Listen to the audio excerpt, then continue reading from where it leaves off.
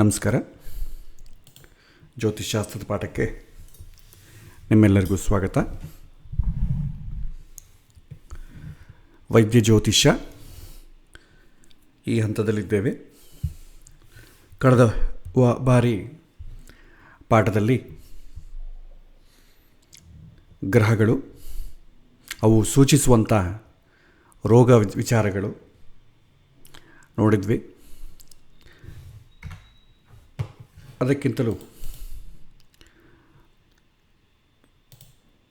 ಉತ್ತಮವಾದಂಥ ಆರೋಗ್ಯಕ್ಕಾಗಿ ನಾವು ಅನುದಿನ ಪಾಟಿಸಬೇಕಂತ ವಿಚಾರಗಳನ್ನು ಕೂಡ ನಾವು ಪುನಃಸ್ಮರಣೆ ಮಾಡಿಕೊಳ್ಳೋಣ. ಅನುದಿನ ಹಿತಾಹಾರವನ್ನು ತೆಗೆದುಕೊಳ್ಳೋದು, ಹಿತವಾದಂಥ ದಿನಚರ್ಯೆ, ಯಾವ ಕೆಲಸವನ್ನು ಮಾಡಿದರೂ ಆಲೋಚನೆ ಮಾಡಿ ಮಾಡುವುದು, ವಿಷಯ ಸಂಗ್ರಹಣ, ಇನ್ಫಾರ್ಮೇಷನ್ ಗ್ಯಾದರಿಂಗ್ ಆದಷ್ಟು ಕಡಿಮೆ ಮಾಡಿಕೊಳ್ಳೋದು, ಸಮತ್ವವನ್ನು ಪಾಟಿಸಿಕೊಳ್ಳೋದು, ಸತ್ಯವನ್ನು ಆಚರಿಸುವುದು, ಕ್ಷಮಾಗುಣವನ್ನು ಬೆಳೆಸಿಕೊಳ್ಳೋದು, ಆಪ್ತರಿಗೆ ಸೇವೆ ಮಾಡೋದು. ಇದರಿಂದ ಮನುಷ್ಯ ರೋಗದ ಹತ್ತಿರ ಹೋಗದೆ ಆನಂದವಾಗಿ ಜೀವನ ಮಾಡಲಿಕ್ಕೆ ಗುರು ಹಿರಿಯರು ಕೊಟ್ಟಂಥ ಮಾರ್ಗದರ್ಶನ. ಮತ್ತು ರೋಗ ನಿರ್ಧಾರಣಕ್ಕೆ ನಾವು ಮುಖ್ಯವಾಗಿ ಕನ್ಸಿಡರ್ ಮಾಡಬೇಕಾದಂಥ ಗ್ರಹಗಳು, ಷಷ್ಠಸ್ಥಾನದಲ್ಲಿರುವಂಥ ಗ್ರಹ ಷಷ್ಠಾಧಿಪತಿಗೆ ಸಂಬಂಧ ಇದ್ದಂಥ ಗ್ರಹಗಳು, ಅದೇ ರೀತಿ ಅಷ್ಟಮ ದ್ವಾದಶ ಸ್ಥಾನಗಳು. ಇವುಗಳನ್ನು ಪ್ರಧಾನವಾಗಿ ಆರೋಗ್ಯ ಸಂಬಂಧಪಟ್ಟ ಪ್ರಶ್ನೆಗಳಲ್ಲಿ ನಾವು ಕನ್ಸಿಡರ್ ಮಾಡ್ತೇವೆ. ಮತ್ತು ಗ್ರಹಗಳ ವಿಚಾರ ಬಂದಾಗ ನಾವು ಒಂದೊಂದು ಗ್ರಹ ಸೂಚಿಸುವಂಥ ಅನೇಕ ವಿಚಾರ ನೋಡಿದ್ವಿ. ಅನೇಕ ರೋಗಗಳ ಬಗ್ಗೆ ಮುಖ್ಯವಾದದನ್ನು ಮಾತ್ರ ನಾನು ಸ್ಪರ್ಶ ಮಾಡ್ತೇನೆ. ಸೂರ್ಯ ಪಿತ್ತ ಅಂತಂದರೆ ಪಿತ್ತ ಅಂದರೆ ಹೀಟು, ವಾತ ಅಂತಂದರೆ ಸೆಳೆತ, ಒಂಥರ ನೋವು, ಜಾಯಿಂಟ್ ಪೇಯ್ನ್ಸ್ ಈ ಥರ ಬರುತ್ತಲ್ಲ, ಅದನ್ನು ವಾತ ಅಂತೇವೆ. ಶೀತ ಅಂತಂದರೆ ಕಫ ಅಂದರೆ ಶೀತಕ್ಕೆ ಸಂಬಂಧಪಟ್ಟ ಜಲದಿಂದ ಬರುವಂಥ ತೊಂದರೆಗಳು. ಪಿತ್ತ ಉಷ್ಣ ಜ್ವರ, ಹೃದಯ ರಕ್ತನಾಳಗಳಿಗೆ ಸಂಬಂಧಪಟ್ಟ ಕಾಯಿಲೆಗಳು, ನೇತ್ರ ರೋಗಗಳು, ಉಷ್ಣಬಾಧೆ, ರಾಜರ ಭಯ, ಇವೆಲ್ಲ ಸೂರ್ಯ ಸೂಚಿಸುವಂಥ ರೋಗಗಳು. ಚಂದ್ರ ಚರ್ಮಕ್ಕೆ ಸಂಬಂಧಪಟ್ಟ ತೊಂದರೆಗಳು, ಹುಣ್ಣುಗಳು, ಶೀತ ಜ್ವರ, ಅಗ್ನಿಮಾಂದ್ಯ ಅಂತಂದರೆ ಅಜೀರ್ಣ ಆಗುವುದು, ರಕ್ತಕ್ಕೆ ಸಂಬಂಧಪಟ್ಟ ದೋಷಗಳು.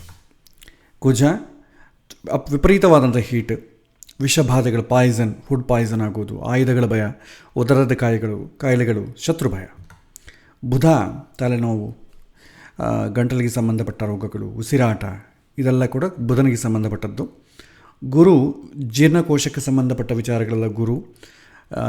ಕಿವಿಗೆ ಸಂಬಂಧಪಟ್ಟ ರೋಗಗಳನ್ನೆಲ್ಲ ಕೂಡ ಗುರು ಸೂಚನೆ ಮಾಡ್ತಾನೆ. ನೇತ್ರಪೀಡ, ಮೂತ್ರ ಸಂಬಂಧಪಟ್ಟ ಕಾಯಿಲೆಗಳು, ಅದೇ ಥರ ಜನನಾಂಗಕ್ಕೆ ಸಂಬಂಧಪಟ್ಟ ಕಾಯಿಲೆಗಳು, ವೀರ್ಯದ ಪಟುತ್ವ, ಇದೆಲ್ಲ ಕೂಡ ಶುಕ್ರನಿಂದ ನಾವು ತಿಳಿತೀವಿ.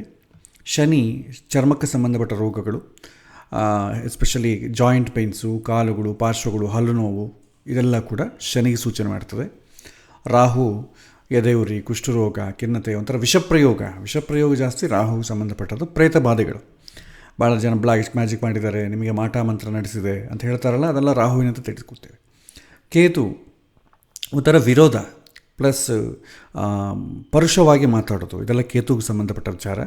ಗುಳಿಕ ವಿಷಪ್ರಯೋಗ, ಪ್ರೇತ ಮೂಲಕ ಬಾಧೆಗಳು. ಮಾಟ ಮಂತ್ರ ಆಗಿದೆಯಾ ಇಲ್ವಾ ಅಂತ ತಿಳ್ಕೊಳ್ಳಿಕ್ಕೆ ಎಸ್ಪೆಷಲಿ ಗುಳಿಕ ಮತ್ತು ರಾಹುವನ್ನು ವಿಶೇಷವಾಗಿ ನೋಡುತ್ತೆ. ಸೊ ಇಷ್ಟುವರೆಗೂ ನಾವು ನೋಡಿದ್ದೇವೆ. ಇನ್ನು ನಾವು ನೋಡಬೇಕಾದೇನಂತಂದರೆ, ರೋಗವನ್ನು ಜಾತಕದಲ್ಲಿ ಪರಿಶೀಲನೆ ಮಾಡೋ ಕ್ರಮ ಹೇಗೆ ಅಂತಂಬುದು ಕೆಲವಿನ ಸೂತ್ರಗಳಿದೆ. ಇಷ್ಟುವರೆಗೂ ನಿಮಗೆ ಹೇಳಿದಂಥ ವಿಚಾರ ಎಲ್ಲ ಕೂಡ ನಿಮಗೆ ಫಲದೀಪಿಕಾ ಅಂತ ಒಂದು ಕ್ಲಾಸಿಕಲ್ ಬುಕ್ ಇದೆ, ಅದರಲ್ಲಿ ನಿಮಗೆ ಸಿಗತ್ತೆ. ಈ ಚತುರ್ದಶೋಧ್ಯಾಯ ಫಲದೀಪಿಕದಲ್ಲಿ ಚತುರ್ದಶೋಧ್ಯಾಯದಲ್ಲಿ ಈ ರೋಗ ನಿರ್ಣಯ ಪ್ರಕರಣ ಅಂತಿದೆ, ಅದರ ವಿಚಾರವನ್ನೇ ಇಲ್ಲಿ ಎಕ್ಸ್ಟ್ರಾಕ್ಟ್ ಮಾಡಿದ್ದಾಯಿತು. ನಿಮಗೆ ಆನ್ಲೈನಲ್ಲಿ ನಿಮಗೆ ಫಲದೀಪಿಕಾ PDF ಡಾಕ್ಯುಮೆಂಟ್ ಸಿಗುತ್ತೆ. ನಿಮಗೆ ಯಾವ ಲ್ಯಾಂಗ್ವೇಜಲ್ಲಿ ಬೇಕಾದ್ರೂ ಆ ಲ್ಯಾಂಗ್ವೇಜಲ್ಲಿ ಸಿಗುತ್ತೆ. ಜಸ್ಟ್ ನೀವು ಡೌನ್ಲೋಡ್ ಮಾಡ್ಕೊಂಡು ರೆಫರ್ ಮಾಡ್ಬೋದು. ಹಾಗಿಲ್ಲದ ಪಕ್ಷದಲ್ಲಿ ಈ ಪಾಠದ ನಂತರ ಈ ವಿಡಿಯೋ ಡಿಸ್ಕ್ರಿಪ್ಷನಲ್ಲಿ ನಿಮಗೆ ಒಂದು PDF ಫೈಲ್ ಕೊಟ್ಟಿರ್ತೇನೆ, ಅದನ್ನು ನೀವು ತಗೊಂಡು ನೋಡ್ಬೋದು. ಸೊ ನೋಟ್ಸ್ ಯಾರಾದರೂ ಪ್ರಿಪೇರ್ ಮಾಡಿಕೊಳ್ಳದಿದ್ದರೆ ಯಾಕಂದರೆ ನೀವೇ ಸ್ವಹಸ್ತದಿಂದ ಮಾಡಿಕೊಂಡಾಗ ಚೆನ್ನಾಗಿ ಅರ್ಥ ಆಗ್ತದೆ. ಅಥವಾ ನಾನು ಕಳಿಸ್ಕೊಡ್ತೇನೆ, ನೀವು ಅದನ್ನು ಕೂಡ ರೆಫರ್ ಮಾಡ್ಬೋದು. ಸೊ ರೋಗಕ್ಕೆ ಸಂಬಂಧಪಟ್ಟ ವಿಚಾರ ಯಾವಾಗ ಬರುತ್ತೆ? ಮನುಷ್ಯನಲ್ಲಿ ದೇಹದಲ್ಲಿ, ಎಸ್ಪೆಷಲಿ ದೇಹದಲ್ಲಿ ಇರಬೇಕಾದಂಥ ಸರಿಯೇ ನಡಿಬೇಕಾದಂಥ ರೀತಿಯಲ್ಲಿ ನಡಿದೇ ಇದ್ದರೆ, ತುಂಬ ಶರೀರ ಫ್ಲೆಕ್ಸಿಬಲ್ ಆಗಿಲ್ಲದೇ ಇದ್ದರೆ, ಶರೀರವೇ ನಮಗೆ ಭಾರ ಅಂತ ಯಾವಾಗ ಅನಿಸುತ್ತೋ ಆವಾಗ ರೋಗ ಅಂತಂಬುದು ಹೈಲೈಟ್ ಆಗ್ತದೆ. ನಮ್ಮ ಶರೀರವನ್ನು ನಾವೇ ಅದನ್ನು ಆಪ್ರೇಟ್ ಮಾಡಲಿಕ್ಕೆ ಆಗೋದಿಲ್ಲ, ಟಾಲರೇಟ್ ಮಾಡಲಿಕ್ಕೆ ಆಗೋದಿಲ್ಲ. ಅದರಿಂದ ನಾವು ನೋವನ್ನು ಅನುಭವಿಸ್ತೇವೆ. ಇದು ನಮಗೆ ಅನುಭವಕ್ಕೆ ಬರುವಂಥ ವಿಚಾರ. ಆ ಸಮಯದಲ್ಲಿ ನಾವೇನು ಮಾಡ್ತೇವೆ, ಪ್ರಶ್ನೆ ಮಾಡ್ತೇವೆ. ಸೊ ಈ ಥರ ಕಾಯಿಲೆ ಆಗಿದೆ, ಬರೋದು ಪ್ರಶ್ನೆ ಏನು, ಯಾವಾಗ ಗುಣ ಆಗ್ತದೆ. ಯಾಕೆ ಬಂತು ಅಂತ ತುಂಬ ಕಡಿಮೆ ಹೇಳೋದು, ಬಟ್ ಯಾಕೆ ಬಂತು ಅಂತ ಹೇಳಿದರೂ ಕೂಡ ಅದಕ್ಕೇನು ಮಾಡಲಿಕ್ಕೇನೂ ಇಲ್ಲ. ಮೆಜಾರಿಟಿ ನಮಗೆ ರೋಗ ಕಾಯಿಲೆಗಳು ಬರೋದು ನಾವು ತಗೊಳ್ಳುವಂಥ ಫುಡ್ಡು, ನಮ್ಮ ಲೈಫ್ ಸ್ಟೈಲ್. 80% ಆಫ್ ಕಾಯಿಲೆಗಳು ಬರೋದು ಹೀಗೆ.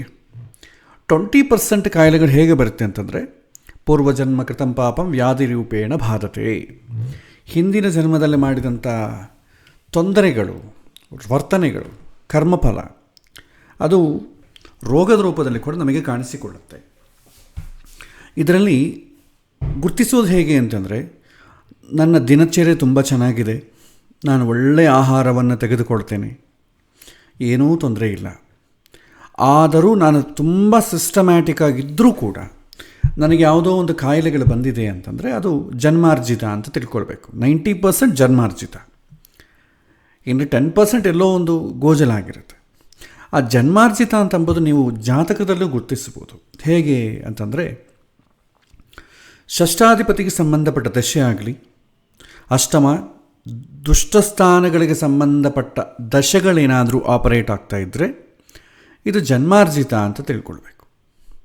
ಹಾಗಲ್ಲದೆ ಜಾತಕದಲ್ಲಿ ದುಷ್ಟಸ್ಥಾನಕ್ಕೆ ಸಂಬಂಧಪಟ್ಟ ಗ್ರಹದಶೆ ಯಾವುದೂ ನಡೀತಾ ಇಲ್ಲ, ಆದರೂ ಕಾಯಿಲೆ ಅನುಭವಕ್ಕೆ ಬರ್ತಾ ಇದೆ ಅಂತಂದರೆ ಅದು ಸ್ವಯಂಕೃತ ಅಂತ ಹೇಳ್ತೇವೆ. ಅದು ಜನ್ಮಾರ್ಜಿತ ಅಲ್ಲ.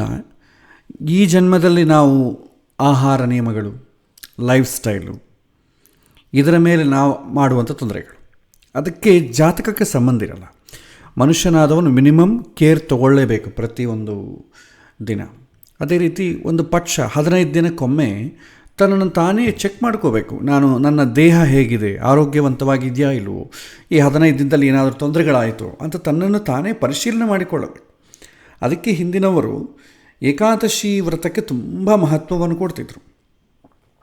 ಏಕಾದಶಿ ಏನಂತಂದರೆ ಅವ್ರನ್ನ ಕ್ರಾಸ್ ಚೆಕ್ ಮಾಡ್ಕೊಳ್ತಿದ್ರು. ದೇಹದಲ್ಲಿ ಏನಾದರೂ ತೊಂದರೆ ಏನಾದರೂ ಇದ್ದರೆ ತನ್ನಷ್ಟಕ್ಕೆ ತಾನೇ ಹೀಲ್ ಮಾಡಿಕೊಳ್ಳಿಕ್ಕೆ ಒಂದು ಅವಕಾಶವನ್ನು ಕೊಡ್ತಿದ್ರು. ಯಾವಾಗ ಏಕಾದಶಿ. ಅದಕ್ಕೆ ಏಕಾದಶಿ ಏನೂ ತಿನ್ನೋದಿಲ್ಲ, ಏನೂ ತಿನ್ನಬಾರ್ದು ಅಂತಂಬೋದಕ್ಕೆ, ಉಪವಾಸ ಮಾಡಬೇಕು ಅಂತಂಬೋದಕ್ಕೆ 2 ಕಾರಣ. ಒಂದು, ಪೂರ್ತಿ ತಿಂದರೆ ನಮ್ಮ ಮನಸ್ಸು ಭಗವಂತನ ಕಡೆ ಹೋಗಲ್ಲ. ಒಂದು, ಯಾಕಂದರೆ ನಿದ್ದೆ ಬರುತ್ತೆ.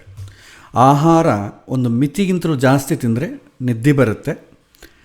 ಪ್ಲಸ್ ನಮ್ಮ ಬುದ್ಧಿ ಫಂಕ್ಷನಿಂಗ್ ಆಗಲ್ಲ ಅಂತಂದಮೇಲೆ ಭಗವಂತನ ಬಗ್ಗೆ ನೀವು ಆಲೋಚನೆ ಮಾಡಲಿಕ್ಕಾಗಲ್ಲ, ಮೆಕ್ಯಾನಿಕಲಾಗಿ ಮಾಡ್ಕೋಬೇಕು. ಅದೊಂದು ಕಾರಣ. ಎರಡನೇದು, ಆಹಾರವನ್ನು ತುಂಬ್ತಾ ಇದ್ದರೆ ಏನಾಗುತ್ತೆ ಅಂತಂದರೆ ಅದೇ ಶರೀರಕ್ಕೆ ತನ್ನ ರೋಗವನ್ನು ತಾನೇ ಕ್ಯೂರ್ ಮಾಡಿಕೊಳ್ಳೋದಕ್ಕೆ ಬೇಕಾದಂಥ ಅವಕಾಶ ಕೊಡದೇ ಆಗ್ತದೆ. ಅದಕ್ಕೆ ನೋಡಿ, ನಮಗೆ ಇದು ನಮ್ಮ ಶರೀರಕ್ಕೆ ಗೊತ್ತಿದೆ. ನಮಗೇನಾದರೂ ಜ್ವರ ಗಿರ ಬಂದರೆ ಫಸ್ಟು ಹಸುವಾಗಲ್ಲ, ನಮಗೆ ಏನೂ ತಿನ್ನಬೇಕು ಅನ್ಸಲ್ಲ. ಯಾಕೆ ಅಂತಂದರೆ ಮೇಲೆ ತುಂಬುತ್ತಾ ಇದ್ದರೆ ಡೈಜೆಷನ್ ಸಿಸ್ಟಮ್ ರನ್ ಆಗ್ತಾ ಇರುತ್ತೆ. ಡೈಜೆಷನ್ ಸಿಸ್ಟಮ್ ರನ್ ಯಾವಾಗ ಆಗುತ್ತೋ ಆಮೇಲೆ ಹೀಲಿಂಗ್ ಪ್ರಾಸೆಸ್ ನಡೆಯಲ್ಲ. ಹಾಗಾಗಿ ಭಗವಂತ ನಮ್ಮ ಒಳಗೆ ಒಂದು ಡಾಕ್ಟ್ರನ್ನ ಕೊಟ್ಟಿದ್ದಾನೆ. ಆ ಡಾಕ್ಟರ್ ಕೆಲಸ ಮಾಡದಿದ್ದಾಗ ನಾವು ಹೊರಗಿನ ಡಾಕ್ಟರ್ ಹತ್ರ ಹೋಗ್ತೇವೆ. ಪ್ರತಿಯೊಂದು ರೋಗ ತನ್ನಷ್ಟಕ್ಕೆ ತಾನೇ ಹೀಲ್ ಮಾಡಿಕೊಳ್ಳುತ್ತೆ, ಬಟ್ ಅವಕಾಶ ಕೊಡಬೇಕಷ್ಟೇ. ಹೆದರಿಕೆಯಿಂದನೋ ಇವತ್ತು ನಮಗಿನ್ನ ಅಂದರೆ ಗೂಗಲಲ್ಲಿ ನೋಡಿ ಅದು ಸಿಂಪ್ಟಮ್ಸ್ ಏನಾಗುತ್ತೆ ಎಲ್ಲವನ್ನು ಓದಿ ತಲೆ ಕೆಡಿಸಿಕೊಂಡು ಡಾಕ್ಟರ್ನೂ ತಲೆ ಕೆಡಿಸಿ ಒದ್ದಾಡುವಂಥ ಸಂದರ್ಭ ಈಗಿನ ಕಾಲದಲ್ಲಿ ಬಂದಿದೆ. ಹಾಗಲ್ಲದೆ ಪ್ರತಿಯೊಂದು 15 ದಿನಕ್ಕೆ ಒಮ್ಮೆ ಉಪವಾಸ ಮಾಡಿದರೆ, ಉಪವಾಸ ಅಂತಂದರೆ ನನ್ನ ಉದ್ದೇಶ ಏನಂತಂದರೆ ಶರೀರ ನಿಂದಿರಲಿಕ್ಕೆ ಎಷ್ಟು ಬೇಕೋ ಅಷ್ಟನ್ನು ಮಾತ್ರವೇ ತೆಗೆದುಕೊಳ್ಳಿ. ಯಾಕೆಂತಂದರೆ ತಲೆಯಿಂದ ಕೆಲಸ ಮಾಡೋರು ಇರ್ತಾರೆ. ಈಗ ಬ್ರಾಹ್ಮಣ ಸಂಬಂಧಪಟ್ಟ ವರ್ಣದವರು ಏನು ಮಾಡ್ತಾರಲ್ವ, ಅವ್ರೇನು ಮಾಡ್ತಾರೆ, ಫಿಸಿಕಲ್ ಆ್ಯಕ್ಟಿವಿಟಿ ಏನಿರಲ್ಲ, ಓನ್ಲಿ ಬುದ್ಧಿಯಿಂದನೇ ಕೆಲಸ. ಈಗ ಹಿಂದಿನ ಕಾಲ ಪಂಡಿತರು ನೋಡಿ, ಪಂಡಿತರಾಗ್ಬೋದು ಅಥವಾ ಬೇರೆ, ಅವರಿಗೆ ಏಕಾದಶಿ ದಿನ ಯಾವ ಕಾರ್ಯಕ್ರಮಗಳು ಮಾಡಲ್ಲ. ಯಾಕೆ ಅಂತಂದರೆ ಆಯುರ್ವೇದದಲ್ಲೇ ನಿಯಮ ಇಟ್ಟಿದ್ದಾರೆ. ಎಲ್ಲ ಕೆಲಸ ಮಾಡಿಕೊಳ್ತಾ ಇದ್ದರೆ ಇನ್ನು ದೇಹವನ್ನು ಸಂರಕ್ಷಣೆ ಮಾಡಿಕೊಳ್ಳೋದು ಯಾಕೆ? ಏಕಾದಶ ಇಂದ್ರಿಯಗಳಿದೆ ನಮಗೆ, ಅದನ್ನೇ ಇಂದ್ರಿಯಗಳನ್ನು ನಾವು ಹೃಷಿಕಗಳು ಅಂತ ಕರಿತೇವೆ. ಹೃಷಿಕಗಳಿಗೆ ಅಧಿಪತಿ ಹೃಷಿಕೇಶ, ಭಗವಂತ. ಅದಕ್ಕಾಗಿ ಒಂದು ದಿನ ನಮ್ಮ ಆರೋಗ್ಯದ ಸಲುವಾಗಿ, ನಮ್ಮ ಮನಸ್ಸು ಎತ್ತರಕ್ಕೆ ತಗೊಂಡೋಗೋ ಸಲುವಾಗಿ ನಾವು ಮೀಸಲಿಡ್ತೇವೆ. ಸೊ ಯಾವುದೇ ಒಂದು ಕಾಯಿಲೆ ಬಂದಾಗ ಸ್ವಲ್ಪ ಆಹಾರ ತೆಗೆದುಕೊಳ್ಳೋದು ಸ್ಟಾಪ್ ಮಾಡಿದ್ರೆ ಶರೀರ ಹೀಲಿಂಗ್ ಪ್ರೊಸೆಸ್ ಸ್ಟಾರ್ಟ್ ಮಾಡ್ತದೆ. ಆ ರೋಗವನ್ನು ಸರಿಪಡಿಸಿಕೊಳ್ಳೋದಕ್ಕೆ ಆದಷ್ಟು ಪ್ರಯತ್ನ ಮಾಡ್ತದೆ. ನೀವು ಬೇಕಾದ್ರೆ ಸ್ವಲ್ಪ ವೈದ್ಯಶಾಸ್ತ್ರವನ್ನು ಓದಿ ಒಂದು ಟ್ಯಾಬ್ಲೆಟ್ ಹಾಕ್ಕೊಂಡ್ರೆ ಆ ಟ್ಯಾಬ್ಲೆಟ್ ಹೇಗೆ ಕೆಲಸ ಮಾಡುತ್ತೆ ಅಂತ ನೀವು ಸ್ವಲ್ಪ ತಿಳ್ಕೊಂಡ್ರೆ, ಟ್ಯಾಬ್ಲೆಟ್ ಏನು ಹಾಕ್ಕೊಂಡ್ರೂ ಕೊನೆಗೆ ನಿಮಗೆ ಗುಣ ಮಾಡಬೇಕಾದ್ದು ನಿಮ್ಮ ಶರೀರವೇ. ಟ್ಯಾಬ್ಲೆಟ್ ಗುಣ ಮಾಡೋದಿಲ್ಲ, ಗುಣ ಮಾಡೋದಕ್ಕೆ ಹೆಲ್ಪ್ ಮಾಡ್ತದೆ ಅಷ್ಟೇ. ನೀವು ಯಾವುದೇ ಟ್ಯಾಬ್ಲೆಟ್ ಹಾಕ್ಕೊಂಡ್ರು ಕೂಡ ನೀವು MBBS ಆಗಲಿ ಆ ಥರ ಓದಿದ್ರೆ ಅವ್ರು ಹೇಳ್ತಾರೆ, ಟ್ಯಾಬ್ಲೆಟ್ ಹಾಕ್ಕೊಂಡ್ರೆ ಏನಾದ್ರು ಫಸ್ಟ್ ಪಾಸ್ ಎಫೆಕ್ಟ್ ಅಂತಾರೆ. ಅಂದರೆ ಟ್ಯಾಬ್ಲೆಟ್ ಫಸ್ಟ್ ಹೋದ ಏನಾಗುತ್ತೆ, ಲಿವರಿಗೆ ಹೋಗ್ತದೆ. ಅದೇನಂತದೆ, ಇದು ಯಾವುದೋ ಹೊಸ ಬಂದಿದಲ್ಲ, ನಾನು ಇದು ನೋಡೇ ಇಲ್ಲ, ಇಟ್ಸ್ ಎ ಕೆಮಿಕಲ್ ಮೆಡಿಸಿನ್. ಆದಷ್ಟು ಏನಾಗುತ್ತೆ, ಶರೀರ ಇದು ಪಾಯ್ಸನ್ ಅಂದುಕೊಂಡು ಅದನ್ನು ಡೆಸ್ಟ್ರಾಯ್ ಮಾಡಲಿಕ್ಕೆ ಆದಷ್ಟು ಪ್ರಯತ್ನ ಮಾಡ್ತದೆ. ಡೆಸ್ಟ್ರಾಯ್ ಮಾಡಿದರೂ ಕೂಡ ಸ್ವಲ್ಪ ಉಳಿತದಲ್ಲ, ಅದು ಹೋಗಿ ನಿಮ್ಮ ಹೀಲಿಂಗ್ ಪ್ರಾಸೆಸ್ನ ಸ್ವಲ್ಪ ಕ್ಯಾಟಲಿಸ್ಟಾಗಿ ಕೆಲಸ ಮಾಡ್ತದೆ. ಅದನ್ನು ಫಸ್ಟ್ ಪಾಸ್ ಎಫೆಕ್ಟ್ ಅಂತೇವೆ. ಸೊ ನಮ್ಮ ಶರೀರವೇ ಗುಣ ಮಾಡಬೇಕು. ಹಾಗೆ ಅದಕ್ಕೇನು ಮಾಡ್ತಾರೆ, ವೈದ್ಯಶಾಸ್ತ್ರದಲ್ಲಿ ಈ ಟ್ಯಾಬ್ಲೆಟ್ಸ್ ಕೊಡ್ತಾರೆ, 3 ದಿನ ಬಳಸಿ, 6 ಅವರ್ಸ್ ಗ್ಯಾಪಲ್ಲಿ ಬಳಸಿ ಅಂತ ಹೇಳ್ತಾರೆ. ಅದು ನಮ್ಮ ಶರೀರಕ್ಕೆ ಅದು ಅಭ್ಯಾಸ ಆದ ತಕ್ಷಣ ಲಿವರ್ ಏನು ಮಾಡ್ತದೆ, ಇಗ್ನೋರ್ ಮಾಡಿದ ಮೇಲೆ ಅದು ಅದರ ಕೆಲಸ ಮಾಡ್ತದೆ. ಬಟ್ ಮಾಡರ್ನ್ ಮೆಡಿಸಿನಲ್ಲಿ ADR ಕೂಡ ಇದೆ, ಆಡ್ವರ್ಸ್ ಡ್ರಗ್ ರಿಯಾಕ್ಷನ್ ಅಂತೇವೆ. ಆಯುರ್ವೇದದಲ್ಲೂ ಇದೆ, ಬಟ್ ಅಷ್ಟು ಇಲ್ಲ. ನಾವು ಹೆದರುವಷ್ಟು ಜಾಸ್ತಿ ಡ್ರಗ್ ರಿಯಾಕ್ಷನ್ ಆಯುರ್ವೇದದಲ್ಲಿ ಇರುವುದಿಲ್ಲ. ಬಟ್ ಇಟ್ಸ್ ನ್ಯಾಚುರಲ್ ಆದ ಕಾರಣ ಶರೀರಕ್ಕೆ ಅನುಕೂಲವಾದದ್ದು. ಯಾಕೆಂದರೆ ಅದು ಕೂಡ ಪಂಚಭೂತಗಳಿಂದ ತಯಾರಾಗಿದೆ. ನಮ್ಮ ಶರೀರ ಹೇಗೆ ತಯಾರಾಗಿದೆಯೋ ಆ ಥರ ನ್ಯಾಚುರಲ್ ತಯಾರಾಗಿತ್ತು. It's not an artificial made. But nowadays ಈಗ ಬರುವಂಥ ಆಯುರ್ವೇದಿಕ್ ಟ್ಯಾಬ್ಲೆಟ್ಸು, ಪೌಡರ್, ಚೂರ್ಣಗಳು, ಲೇಹ್ಯಗಳು ಕೂಡ ಎಲ್ಲ ಆರ್ಟಿಫಿಷಿಯಲ್ ಮೇಡೇ ಬರ್ತಾಯಿದೆ. ಯಾಕೆಂದರೆ ಅವರು ಕೂಡ ಕೆಮಿಕಲ್ಸ್ ಯೂಸ್ ಮಾಡ್ತಿದ್ದಾರೆ. ಯಾಕೆಂದರೆ ಟ್ಯಾಬ್ಲೆಟ್ ಮಾಡಬೇಕಾದ್ರೆ ವಿತೌಟ್ ಕೆಮಿಕಲ್ ಟ್ಯಾಬ್ಲೆಟ್ ಹೆಂಗೆ ಮಾಡಲಿಕ್ಕಾಗ್ತದೆ? ಹಿಂದಾದರೆ ಪೌಡರ್ಸ್ ಇತ್ತು, ಕಾಂಪೌಂಡ್ರ್ ಅಂತ ಒಬ್ಬರು ಇರ್ತಿದ್ದೆ. ಕಾಂಪೌಂಡ್ರ್ ಕೆಲಸ ಏನಂತಂದರೆ ಕಾಂಪೌಂಡಿಂಗ್, ಈ 4-5 ಪೌಡ್ರನ್ನ ಕಾಂಪೌಂಡಿಂಗ್ ಸೇರಿಸಿ ಒಬ್ಬ ರೋಗಿಗೆ ಕೊಡ್ತಿದ್ದ. ಈಗ ಆ ಥರ ಇಲ್ಲವೇ ಇಲ್ಲ. ಈಗ ನಿಮಗೆ ಮಾಡರ್ನ್ ಅಲೋಪತಿ ಮೆಡಿಕಲ್ ಶಾಪ್ ಹೇಗಿದೆಯೋ, ನಿಮಗೆ ಆಯುರ್ವೇದಿಕ್ ಮೆಡಿಕಲ್ ಶಾಪ್ ಕೂಡ ಆ ಥರ ಬಂದ್ಬಿಟ್ಟಿದೆ. ಬಟ್ ಎನಿವೇ, ಅದಕ್ಕೆ ಡೀಪಾಗಿ ಹೋಗೋದು ನಾವು ಬೇಡ. ಸೊ ಶರೀರ ತನ್ನಷ್ಟಕ್ಕೆ ತಾನು ಹೀಲ್ ಮಾಡಿಕೊಳ್ಳಬೇಕು. ಅದಕ್ಕೆ ಸ್ವಲ್ಪ ಸಮಯ ತಗೊಳುತ್ತೆ. ಆ ಸಮಯ ನಮಗೆ ದಿನನಿತ್ಯದಲ್ಲಿ ಸಮಯ ಇಲ್ಲ, ಆದ ಕಾರಣ ಆ ಸಮಯವನ್ನು ವೆಚ್ಚ ಮಾಡಲಿಕ್ಕೆ ನಾವು ಸಿದ್ಧರಿಲ್ಲ. ಸೊ ನಾವು ದಿನ ಬೆಳಗ್ಗೆ ತಕ್ಷಣ ಆಫೀಸಿಗೆ ಹೋಗಬೇಕು, ತಲೆನೋವು ಇಟ್ಟುಕೊಂಡ್ರೆ ಹೇಗೆ, ಏನು ಮಾಡ್ತೇವೆ, ರೆಸ್ಟ್ ತೊಗೊಳ್ಳಿಕ್ಕೆಲ್ಲ ಆಗಲ್ಲ, ಒಂದು ಟ್ಯಾಬ್ಲೆಟ್ ಹಾಕ್ಕೊಳ್ತೇವೆ. ಆದಷ್ಟು ಬೇಗ ಕಡಿಮೆ ಮಾಡಿಕೊಳ್ಬೇಕು. ಇದು ನಮ್ಮ ನಿತ್ಯ ಜೀವನದಲ್ಲಿ ನಡೆಯೋದು. ಹಿಂದಿನ ಕಾಲದಲ್ಲಿ ಈ ಥರ ಇಲ್ಲ. ಹಿಂದಿನ ಕಾಲದಲ್ಲಿ ನಮ್ಮ ಶರೀರದ ದೇಹದಾರುಢ್ಯ ಇದೆಲ್ಲ ನೋಡಿದ್ರೆ ಅವರು ನಮಗಿಂತಲೂ 60 ವರ್ಷ 70 ವರ್ಷ ಆನಂದವಾಗಿ ಬದುಕ್ತಿದ್ರು. ಇವಾಗ ನಮಗೆ 40-50 ಬಂದ್ರೇ ಶರೀರದೆಲ್ಲ ಕಾಯಿಲೆಗಳು ಕಾಣಿಸ್ಕೊಳ್ಳುತ್ತೆ. ಸೊ ಹೀಗೆ ರೋಗ ಲಕ್ಷಣಗಳು ಬಂದಾಗೆ ಜ್ಯೋತಿಷ್ಯರನ್ನು ಅಪ್ರೋಚ್ ಆಗೋದಿರುತ್ತೆ. ಅಂದ್ರೇನು, ಮೆಜಾರಿಟಿ ಕಾಂಪ್ಲಿಕೇಶನ್ಸ್ ಎಲ್ಲ ಕೂಡ ಆಹಾರ ಧರ್ಮ, ದಿನಚರ್ಯೆ, ಲೈಫ್ ಸ್ಟೈಲ್, ಇದು 2ರಿಂದನೇ ಬರುತ್ತೆ. ಮೆಜಾರಿಟಿ ಓನ್ಲಿ 20% ಮಾತ್ರ ಜನ್ಮಾರ್ಜಿತ, ಜಾತಕದಲ್ಲಿ ಹಿಂದಿನ ಜನ್ಮದೇನೋ ಪಾಪ ಮಾಡಿದ್ದೇವೆ ಅದರಿಂದ ಬರುವಂಥದ್ದು. ಸೊ ಇದು ನಾವು ಜಾತಕದಲ್ಲಿ ನಿರ್ಧಾರ ಮಾಡಬಹುದು. ಈಗೇನು ನಡೀತಾ ಇದೆ, ಯಾವ ಗ್ರಹ ದಶೆ ನಡೀತಾ ಇದೆ, ದುಷ್ಟಸ್ಥಾನಾಧಿಪತಿಗಳ ದಶೆ ನಡೀತಾ ಇದ್ದರೆ ಅಥವಾ ದುಷ್ಟಸ್ಥಾನಕ್ಕೆ ಸಂಬಂಧಪಟ್ಟ ಗ್ರಹಗಳ ದಶೆ ನಡೀತಾ ಇದ್ದರೆ ರೋಗ ಲಕ್ಷಣಗಳು ನಮಗೆ ಬರುತ್ತೆ, ಗುರುತಿಸಬಹುದು. ನಂತರ ಅದು ರೋಗ ಕಡಿಮೆ ಆಗುತ್ತಾ ಇಲ್ವಾ ಅಂತಂಬೋದಕ್ಕೆ ಬೇರೆ ಪದ್ಧತಿಗಳಿದೆ, ನೋಡ್ತೇವೆ. ಇಲ್ಲಿ ಮುಖ್ಯವಾಗಿ ರೋಗ ಸ್ಥಾನ ಬಲ, ರೋಗ ಕಾರಕನ ಬಲ, ರೋಗ ಅಧಿಪತಿ ಬಲ. ರೋಗ ಸ್ಥಾನದ ಬಲ ಏನು ಹೇಳುತ್ತೆ, ನಾವು ಎಲ್ಲಿ ಯಾವ ವಾತಾವರಣದಲ್ಲಿದ್ದೇವೆ, ಲೈಫ್ ಸ್ಟೈಲ್ ಅಂತ ನಾವು ರೋಗ ಸ್ಥಾನ ಬಲದಿಂದ ತಿಳ್ಕೊಳ್ತೇವೆ. ನಮ್ಮ ಲೈಫ್ ಸ್ಟೈಲ್ ಹೇಗಿದೆ, ಅಥವಾ ನಮ್ಮ ಸುತ್ತೂ ಇರುವಂಥ ಎನ್ವೈರ್ಮೆಂಟ್ ಹೇಗಿದೆ, ಪಾಸಿಟಿವ್, ನಮ್ಮ ಆರೋಗ್ಯವನ್ನು ಅನುಕೂಲ ಮಾಡುವಂಥ ವಾತಾವರಣವು, ಅಥವಾ ನಮ್ಮ ಅನಾರೋಗ್ಯವನ್ನು ಉಂಟು ಮಾಡುವಂಥ ವಾತಾವರಣವು ಅಂತಂಬೋದು ನಾವು 6ನೇ ಮನೆಯನ್ನು ಹಿಡಿದು ನೋಡ್ತೇವೆ. 6ನೇ ಮನೆಯಲ್ಲಿ ಶುಭಗ್ರಹಗಳಿಗೆ ತಂದುಕೊಳ್ಳಿ, ವಾತಾವರಣ ಚೆನ್ನಾಗಿದೆ, ನಮ್ಮ ಲೈಫ್ ಸ್ಟೈಲು ಹುಡ್ ಹ್ಯಾಬಿಟ್ಸ್ ಎಲ್ಲ ಚೆನ್ನಾಗಿದೆ ಅಂತ ಅಂದ್ಕೊಳ್ಬೇಕು. 6ನೇ ಮನೆ ವೀಕ್ ಪಾಪಗ್ರಹಗಳ ಸಂಬಂಧ ಬಂತು ಅಂತಂದರೆ ಆ ಪಾಪಗ್ರಹಗಳು ನಾವು ನೋಡಿದ್ವಲ್ಲ, ಯಾವ ಗ್ರಹ ಏನೇನು ರೋಗವನ್ನು ಸೂಚನೆ ಮಾಡ್ತದೋ ಅದು ನಮ್ಮ ಶರೀರದಲ್ಲಿ ಜನಿಸೋದಕ್ಕೆ ಅವಕಾಶ ಉಂಟು, ಅನುಭವಕ್ಕೆ ಬರುವ ಅವಕಾಶ ಉಂಟು ಅಂತ ಹೇಳ್ತೇವೆ. ಮತ್ತು ರೋಗಾಧಿಪತಿ ಬಲ, ರೋಗಾಧಿಪತಿ ಏನು ಸೂಚನೆ ಮಾಡ್ತಾನೆ ಅಂತಂದರೆ ಇದು ಜನ್ಮಾರ್ಜಿತವಾದರೆ ಪಾಪ ಫಲ ಎಷ್ಟಿದೆ. ರೋಗಾಧಿಪತಿ ಉಚ್ಚ ಸ್ಥಾನದಲ್ಲಿದ್ದು ಅವನು ಮತ್ತೆ ಪಾಪಗ್ರಹಗಳ ಸಂಬಂಧ ಇದ್ದು ದುಷ್ಟ ಸ್ಥಾನದಲ್ಲಿದ್ದರೆ ಏನಾಗ್ತದೆ, ತುಂಬ ಕಷ್ಟ. ಹಿಂದೆ ನಾನೊಂದು ಎಕ್ಸಾಂಪಲ್ ಕೊಡ್ತಾನೇ ಇದ್ದೆ ಅನೇಕ ಬಾರಿ. ಒಂದು ಕೋತಿ ಇದೆ, ಆ ಕೋತಿಗೆ ಹೆಂಡ ಕುಡಿದಿದೆ, ಹೆಂಡ ಕುಡಿದಂಥ ಕೋತಿಗೆ ಚೇಳು ಕಚ್ಚಿದೆ, ಚೇಳು ಕಚ್ಚಿದಂಥ ಕೋತಿಗೆ ಸ್ವಲ್ಪ ಹುಚ್ಚು ಕೂಡ ಇದೆ.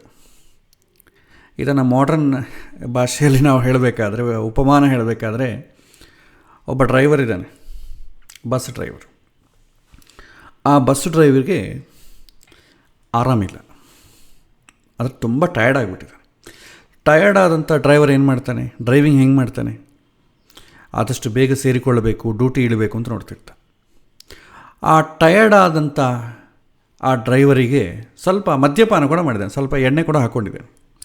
ಹೇಗಿರುತ್ತೆ, ಆ ಬಸ್ಸಲ್ಲಿರೋ ಜನಕ್ಕೆ ಇನ್ನಿಷ್ಟು ಹೆದರಿಕೆ ಆಗ್ತದೆ. ಅವನಿಗೆ ಸ್ವಲ್ಪ ರೂಡ್ ಬಿಹೇವಿಯರ್ ಕೂಡ ಇದೆ, ಅವಾಗೇನಾಗುತ್ತೆ, ಇನ್ನೂ ಜಾಸ್ತಿ ಡ್ಯಾಮೇಜ್ ಆಗ್ತದೆ.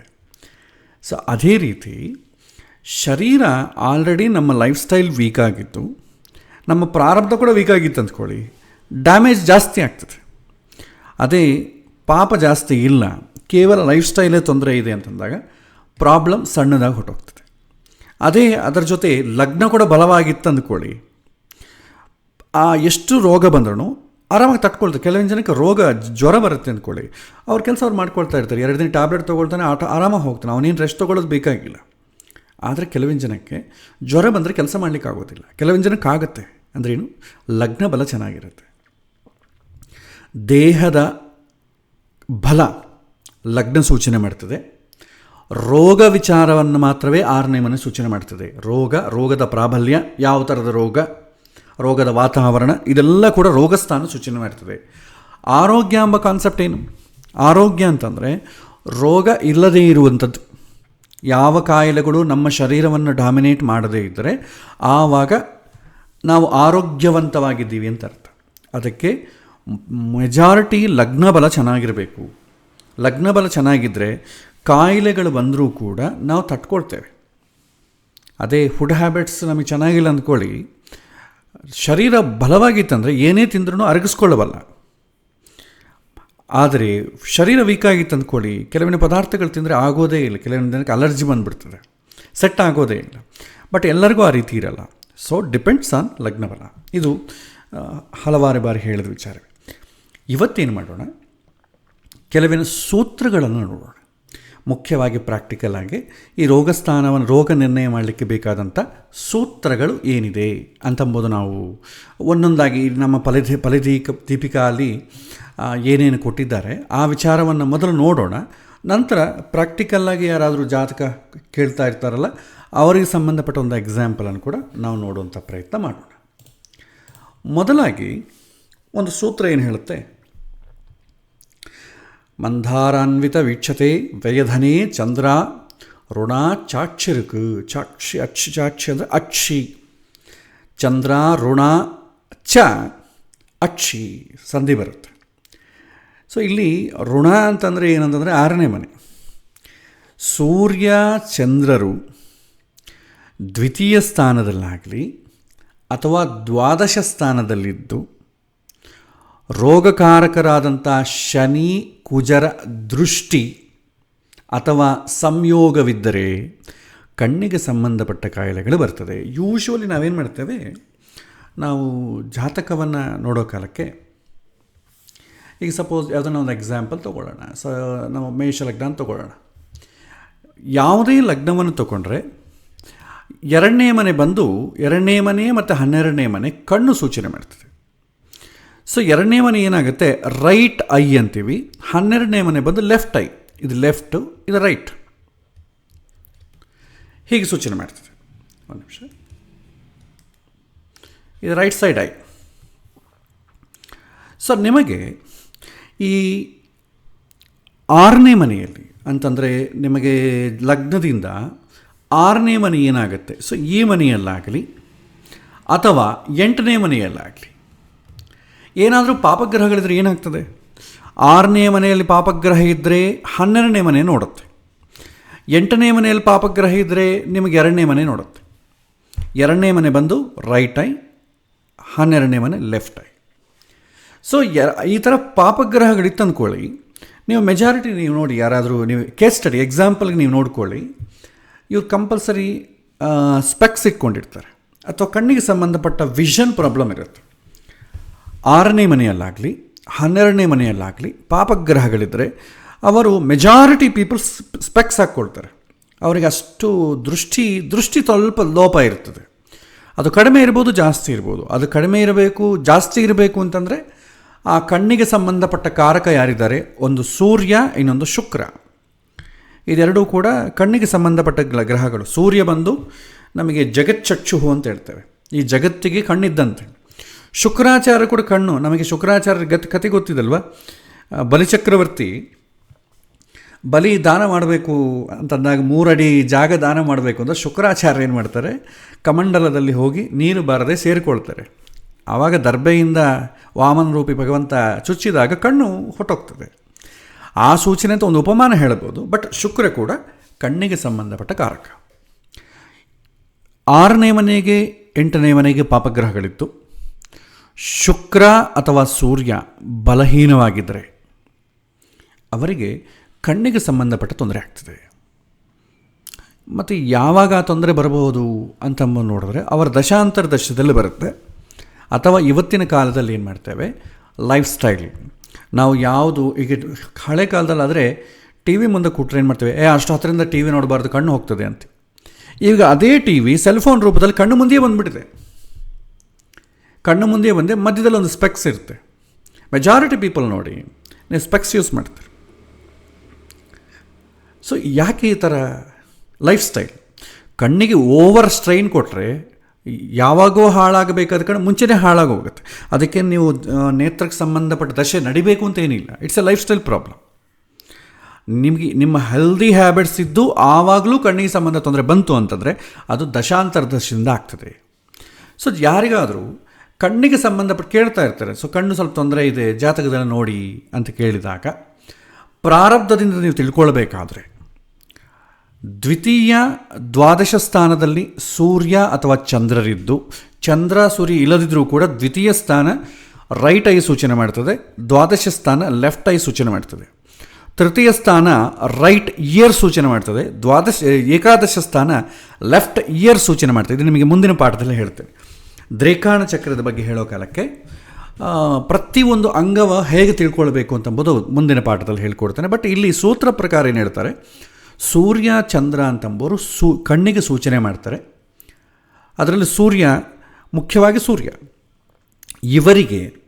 ಇವರೇನಾದರೂ ದ್ವಾದಶ ಸ್ಥಾನದಲ್ಲಿದ್ದು ಪಾಪಗ್ರಹಗಳಿಂದ ನೋಡಲ್ಪಟ್ಟರೆ ಕಣ್ಣಿಗೆ ಸಂಬಂಧಪಟ್ಟ ರೋಗಗಳು ಬರಲಿಕ್ಕೆ ಅವಕಾಶ ಉಂಟು. ಆ ರೋಗ ಎಷ್ಟು ಅಂತಂಬೋದು, ಇಂಟೆನ್ಸಿಟಿ ಅಂತಂಬೋದು ಆ ಗ್ರಹದ ಬಲದ ಮೇಲಿರ್ತದೆ. ಕಣ್ಣಿಗೆ ಸಂಬಂಧ ಬಂತು ಅಂತಂದರೆ ಕಣ್ಣು ಕಾಣಿಸೋದಿಲ್ಲ ಅಂತಂಬೋದು ಅರ್ಥ ಒಂದೇ ಅಲ್ಲ. ಸಣ್ಣ ಪ್ರಾಬ್ಲಮಿಂದ ಈಗ ಸ್ಪೆಕ್ಸ್ ಹಾಕ್ಕೊಳ್ಳೋದು, ಚಾಲೀಸ್ ಹಾಕ್ಕೊಳ್ಳೋದು ಕೂಡ ನಿಮಗೆ ಕಣ್ಣಿಗೆ ಸಂಬಂಧಪಟ್ಟ ತೊಂದರೆಗೆ. ಅದನ್ನು ಯಾರೂ ಕೂಡ ದೊಡ್ಡ ಪ್ರಾಬ್ಲಮ್ ಅಂತ ಇವತ್ತು ಅಂದುಕೊಳ್ಳಲ್ಲ. ಸ್ವಲ್ಪ ವಿಷನ್ ಬ್ಲರ್ ಇರ್ಬೋದು, ಏನೋ ಒಂದು ತೊಂದರೆ, ಕಣ್ಣಲ್ಲಿ ಯಾವಾಗೂ ನೀರು ಬರ್ತಾ ಇರ್ಬೋದು, ಹಲವಾರು ರೋಗಗಳಿದಲ್ವ, ಆ ರೋಗದಲ್ಲಿ ಬರ್ತದೆ. ಎಲ್ಲದಕ್ಕೂ ಸಫರ್ ಆಗೋದು ಬೇಕಾಗಿಲ್ಲ. ಕಣ್ಣು ಕಾಣಿಸ್ತಾ ಇಲ್ಲ ಅಂತಂಬೋದು ದೊಡ್ಡ ರೋಗ, ಪರವಾಗಿಲ್ಲ. ಕಣ್ಣಿಗೆ ಸಂಬಂಧ ಚಿಕ್ಕದು ಕಣ್ಣು ನೀರು ಬರ್ತದೆ, ಕಣ್ಣು ಉರಿತದೆ, ಇದೆಲ್ಲ ಕೂಡ ಸಣ್ಣ ಸಣ್ಣ ಕಾಯಿಲೆಗಳು. Depends on the planets and their strength. ಇದು ಒಂದು ಸೂತ್ರ. ಎರಡನೇದು, ತೃತೀಯ ಸ್ಥಾನ ಏಕಾದಶ ಸ್ಥಾನ ನಮಗೆ ಕಿವಿಗೆ ಸಂಬಂಧಪಟ್ಟದ್ದು. ಅಟ್ ದ ಸೇಮ್ ಟೈಮ್ ಕಿವಿಗೆ ಸಂಬಂಧಪಟ್ಟ ಕಾರಕ ಯಾರು? ಗುರು. ಸೊ ಕಾರಕನಿಗಾಗಲಿ ತೃತೀಯ ಅಥವಾ ಏಕಾದಶ ಸ್ಥಾನಕ್ಕಾಗಲಿ, ಇಲ್ಲಿ ತೃತೀಯ ಮಾತ್ರ ಕೊಟ್ಟಿದ್ದಾರೆ, ಏಕಾದಶ ಕೂಡ ಬರ್ತದೆ. ತೃತೀಯ ಅಂತಂದರೆ ರೈಟ್ ಇಯರ್, ಏಕಾದಶ ಅಂತಂದರೆ ಲೆಫ್ಟ್ ಇಯರ್. ಈ ತೃತೀಯ ಸ್ಥಾನದಲ್ಲಿ ಅಥವಾ ತೃತೀಯಾಧಿಪತಿ ಬಲಹೀನವಾಗಿದ್ದರೆ ತೃತೀಯ ಸ್ಥಾನಕ್ಕೆ ಸಂಬಂಧಪಟ್ಟ ಏನಾದರೂ ಪಾಪಗ್ರಹಗಳ ಸಂಬಂಧ ಬಂದರೆ, ಗುರುಗ್ರಹಕ್ಕೆ ಪಾಪಗ್ರಹಗಳ ಸಂಬಂಧ ಬಂದರೆ ಅಂಥವರಿಗೆ ಕಿವಿಗೆ ಸಂಬಂಧಪಟ್ಟ ರೋಗಗಳು ಬರುತ್ತೆ. ಒಂದು ಎಕ್ಸಾಂಪಲ್, ಒಂದು ವೃಷಭ ಲಗ್ನ ಅಂತ ಇಟ್ಕೊಳ್ಳೋಣ. ವೃಷಭ ಲಗ್ನಕ್ಕೆ ಚಂದ್ರ ಇಲ್ಲಿದ್ದಾನೆ. ಸೊ ವೃಷಭ ಲಗ್ನಕ್ಕೆ ಏನಾಗುತ್ತೆ, ತೃತೀಯ ಸ್ಥಾನ, ಈ ತೃತೀಯ ಸ್ಥಾನಾಧಿಪತಿಯಾದಂಥ ಚಂದ್ರ ನೀಚ ಸ್ಥಾನದಲ್ಲಿದ್ದಾನೆ. ತೃತೀಯ ಸ್ಥಾನಾಧಿಪತಿ ಚಂದ್ರ ನೀಚ ಸ್ಥಾನದಲ್ಲಿದ್ದಾನೆ. ಏಕಾದಶಾಧಿಪತಿಯಾದಂಥ ಗುರು ಷಷ್ಠ ಸ್ಥಾನದಲ್ಲಿದ್ದಾನೆ. ಅಂದರೆ ಏನು, ಗುರು ಕಿವಿಗೆ ಕಾರಕ. ಏಕಾದಶ ಅಂತಂಬೋದು ಲೆಫ್ಟ್ ಇಯರ್ ಸೂಚನೆ ಮಾಡ್ತದೆ, ತೃತೀಯ ಅಂತಂಬೋದು ರೈಟ್ ಇಯರ್ ಸೂಚನೆ ಮಾಡ್ತದೆ. ಆ ತೃತೀಯಾಧಿಪತಿಯಾದಂಥ ಚಂದ್ರ ಬಲಹೀನವಾಗಿದ್ದಾನೆ. ಈಗ ಲಗ್ನಾಧಿಪತಿ ಇಲ್ಲಿದ್ದಾನೆ, ವೃಷಭ ಲಗ್ನ, ಲಗ್ನಾಧಿಪತಿಯಾದಂಥ ಶುಕ್ರ ನಿಮಗೆ ನವಮ ಸ್ಥಾನದಲ್ಲಿದ್ದಾನೆ. ಶುಭಗ್ರಹದ ಜೊತೆಗಿದ್ದಾನೆ. ಲಗ್ನದಲ್ಲಿ ಯಾವ ಗ್ರಹಗಳಿಲ್ಲ. ಈಗ ನೋಡಿ, ತೃತೀಯಾಧಿಪತಿ ನೀಚ ಆಗಿರೋದ್ರಿಂದ ಏನಾಗುತ್ತೆ, ಕಿವಿಗೆ ಸಂಬಂಧಪಟ್ಟ ತೊಂದರೆ, ರೈಟ್ ಇಯರಿಗೆ ಸಂಬಂಧಪಟ್ಟ ತೊಂದರೆ ಇದೆ. ಸೊ ಈ ವ್ಯಕ್ತಿಗೆ ಹುಟ್ಟಿದ ಒಂದು 4 ವರ್ಷ 5 ವರ್ಷದಿಂದ ಕಿವಿ ಸೋರ್ತಾ ಇರೋದಾಗಲಿ, ಕಿವಿಯಲ್ಲಿ ಸಣ್ಣ ಹುಣ್ಣು, ಕಿವಿಗೆ ಸಂಬಂಧಪಟ್ಟ ಪ್ರಾಬ್ಲಮ್ ಬರ್ತಾನೇ ಇದೆ. ಅಟ್ ದ ಸೇಮ್ ಟೈಮ್ ಕಿವಿಗೆ ಕಾರಕ ಯಾರು, ಗುರು. ಆ ಗುರು ಎಲ್ಲಿದ್ದಾನೆ, ಶತ್ರು ಕ್ಷೇತ್ರದಲ್ಲಿ 6ನೇ ಮನೆಗಿದ್ದಾನೆ. ಹಾಗಾಗಿ ಏನಾಗುತ್ತೆ, ಕಿವಿಗೆ ಸಂಬಂಧಪಟ್ಟ ಇನ್ನು ಸ್ವಲ್ಪ ಇಂಟೆನ್ಸಿಟಿ ಜಾಸ್ತಿ ಆಯಿತು. ಹೇಳಿದ್ನಲ್ಲ, ಮೊದಲೇ ಕೋತಿ ಹೆಂಡ ಕುಡಿದಿದೆ, ಹೆಂಡ ಕುಡಿದಂಥ ಕೋತಿಗೆ ಚೇಳು ಕಚ್ಚಿದೆ, ಇನ್ನು ಸ್ವಲ್ಪ ಜಾಸ್ತಿ ಆಗತ್ತೆ. ಆಲ್ರೆಡಿ ಗುರು ಕೂಡ ವೀಕ್ ಆಗಿರೋದ್ರಿಂದ 6ನೇ ಮನೆಗೆ ಅಂದ್ರೇನು, ರೋಗ ಸಂಬಂಧ ಬಂದಿರೋದ್ರಿಂದ, ಗುರು 6ನೇ ಮನೆಗಿರೋದ್ರಿಂದ 6ನೇ ಮನೆಗೆ ಒಳ್ಳೆಯದು, ಡೆಫಿನೆಟ್ಲಿ ನೋ ಪ್ರಾಬ್ಲಮ್. ಆದರೆ ಗುರುವಿನ ಕಾರಕತ್ವಗಳೇನಾಗ್ತದೆ, ಹಿಂದೆ ಎಕ್ಸಾಂಪಲ್ ಕೊಟ್ಟೆ, ಸ್ವಾಮಿಗಳು ಬಾರ್ನಾಗಿದ್ದಾರೆ, ಬಾರ್ ಓನರ್ಗೆ ಒಳ್ಳೆಯದು, ಬಟ್ ಸ್ವಾಮಿಗಳ ಪರಿಸ್ಥಿತಿ ಏನು? ಹಾಗೆ 6ನೇ ಮನೆ ಏನು ಸೂಚನೆ ಮಾಡ್ತದೆ, ರೋಗ ಸೂಚನೆ ಮಾಡ್ತದೆ. ಒಂದು ಶುಭಗ್ರಹ ಇತ್ತು ಅಂದ್ಕೊಳ್ಳಿ, ರೋಗ ಬೇಗ ಕಾಯಿಲೆ ಗುಣ ಆಗ್ತದೆ.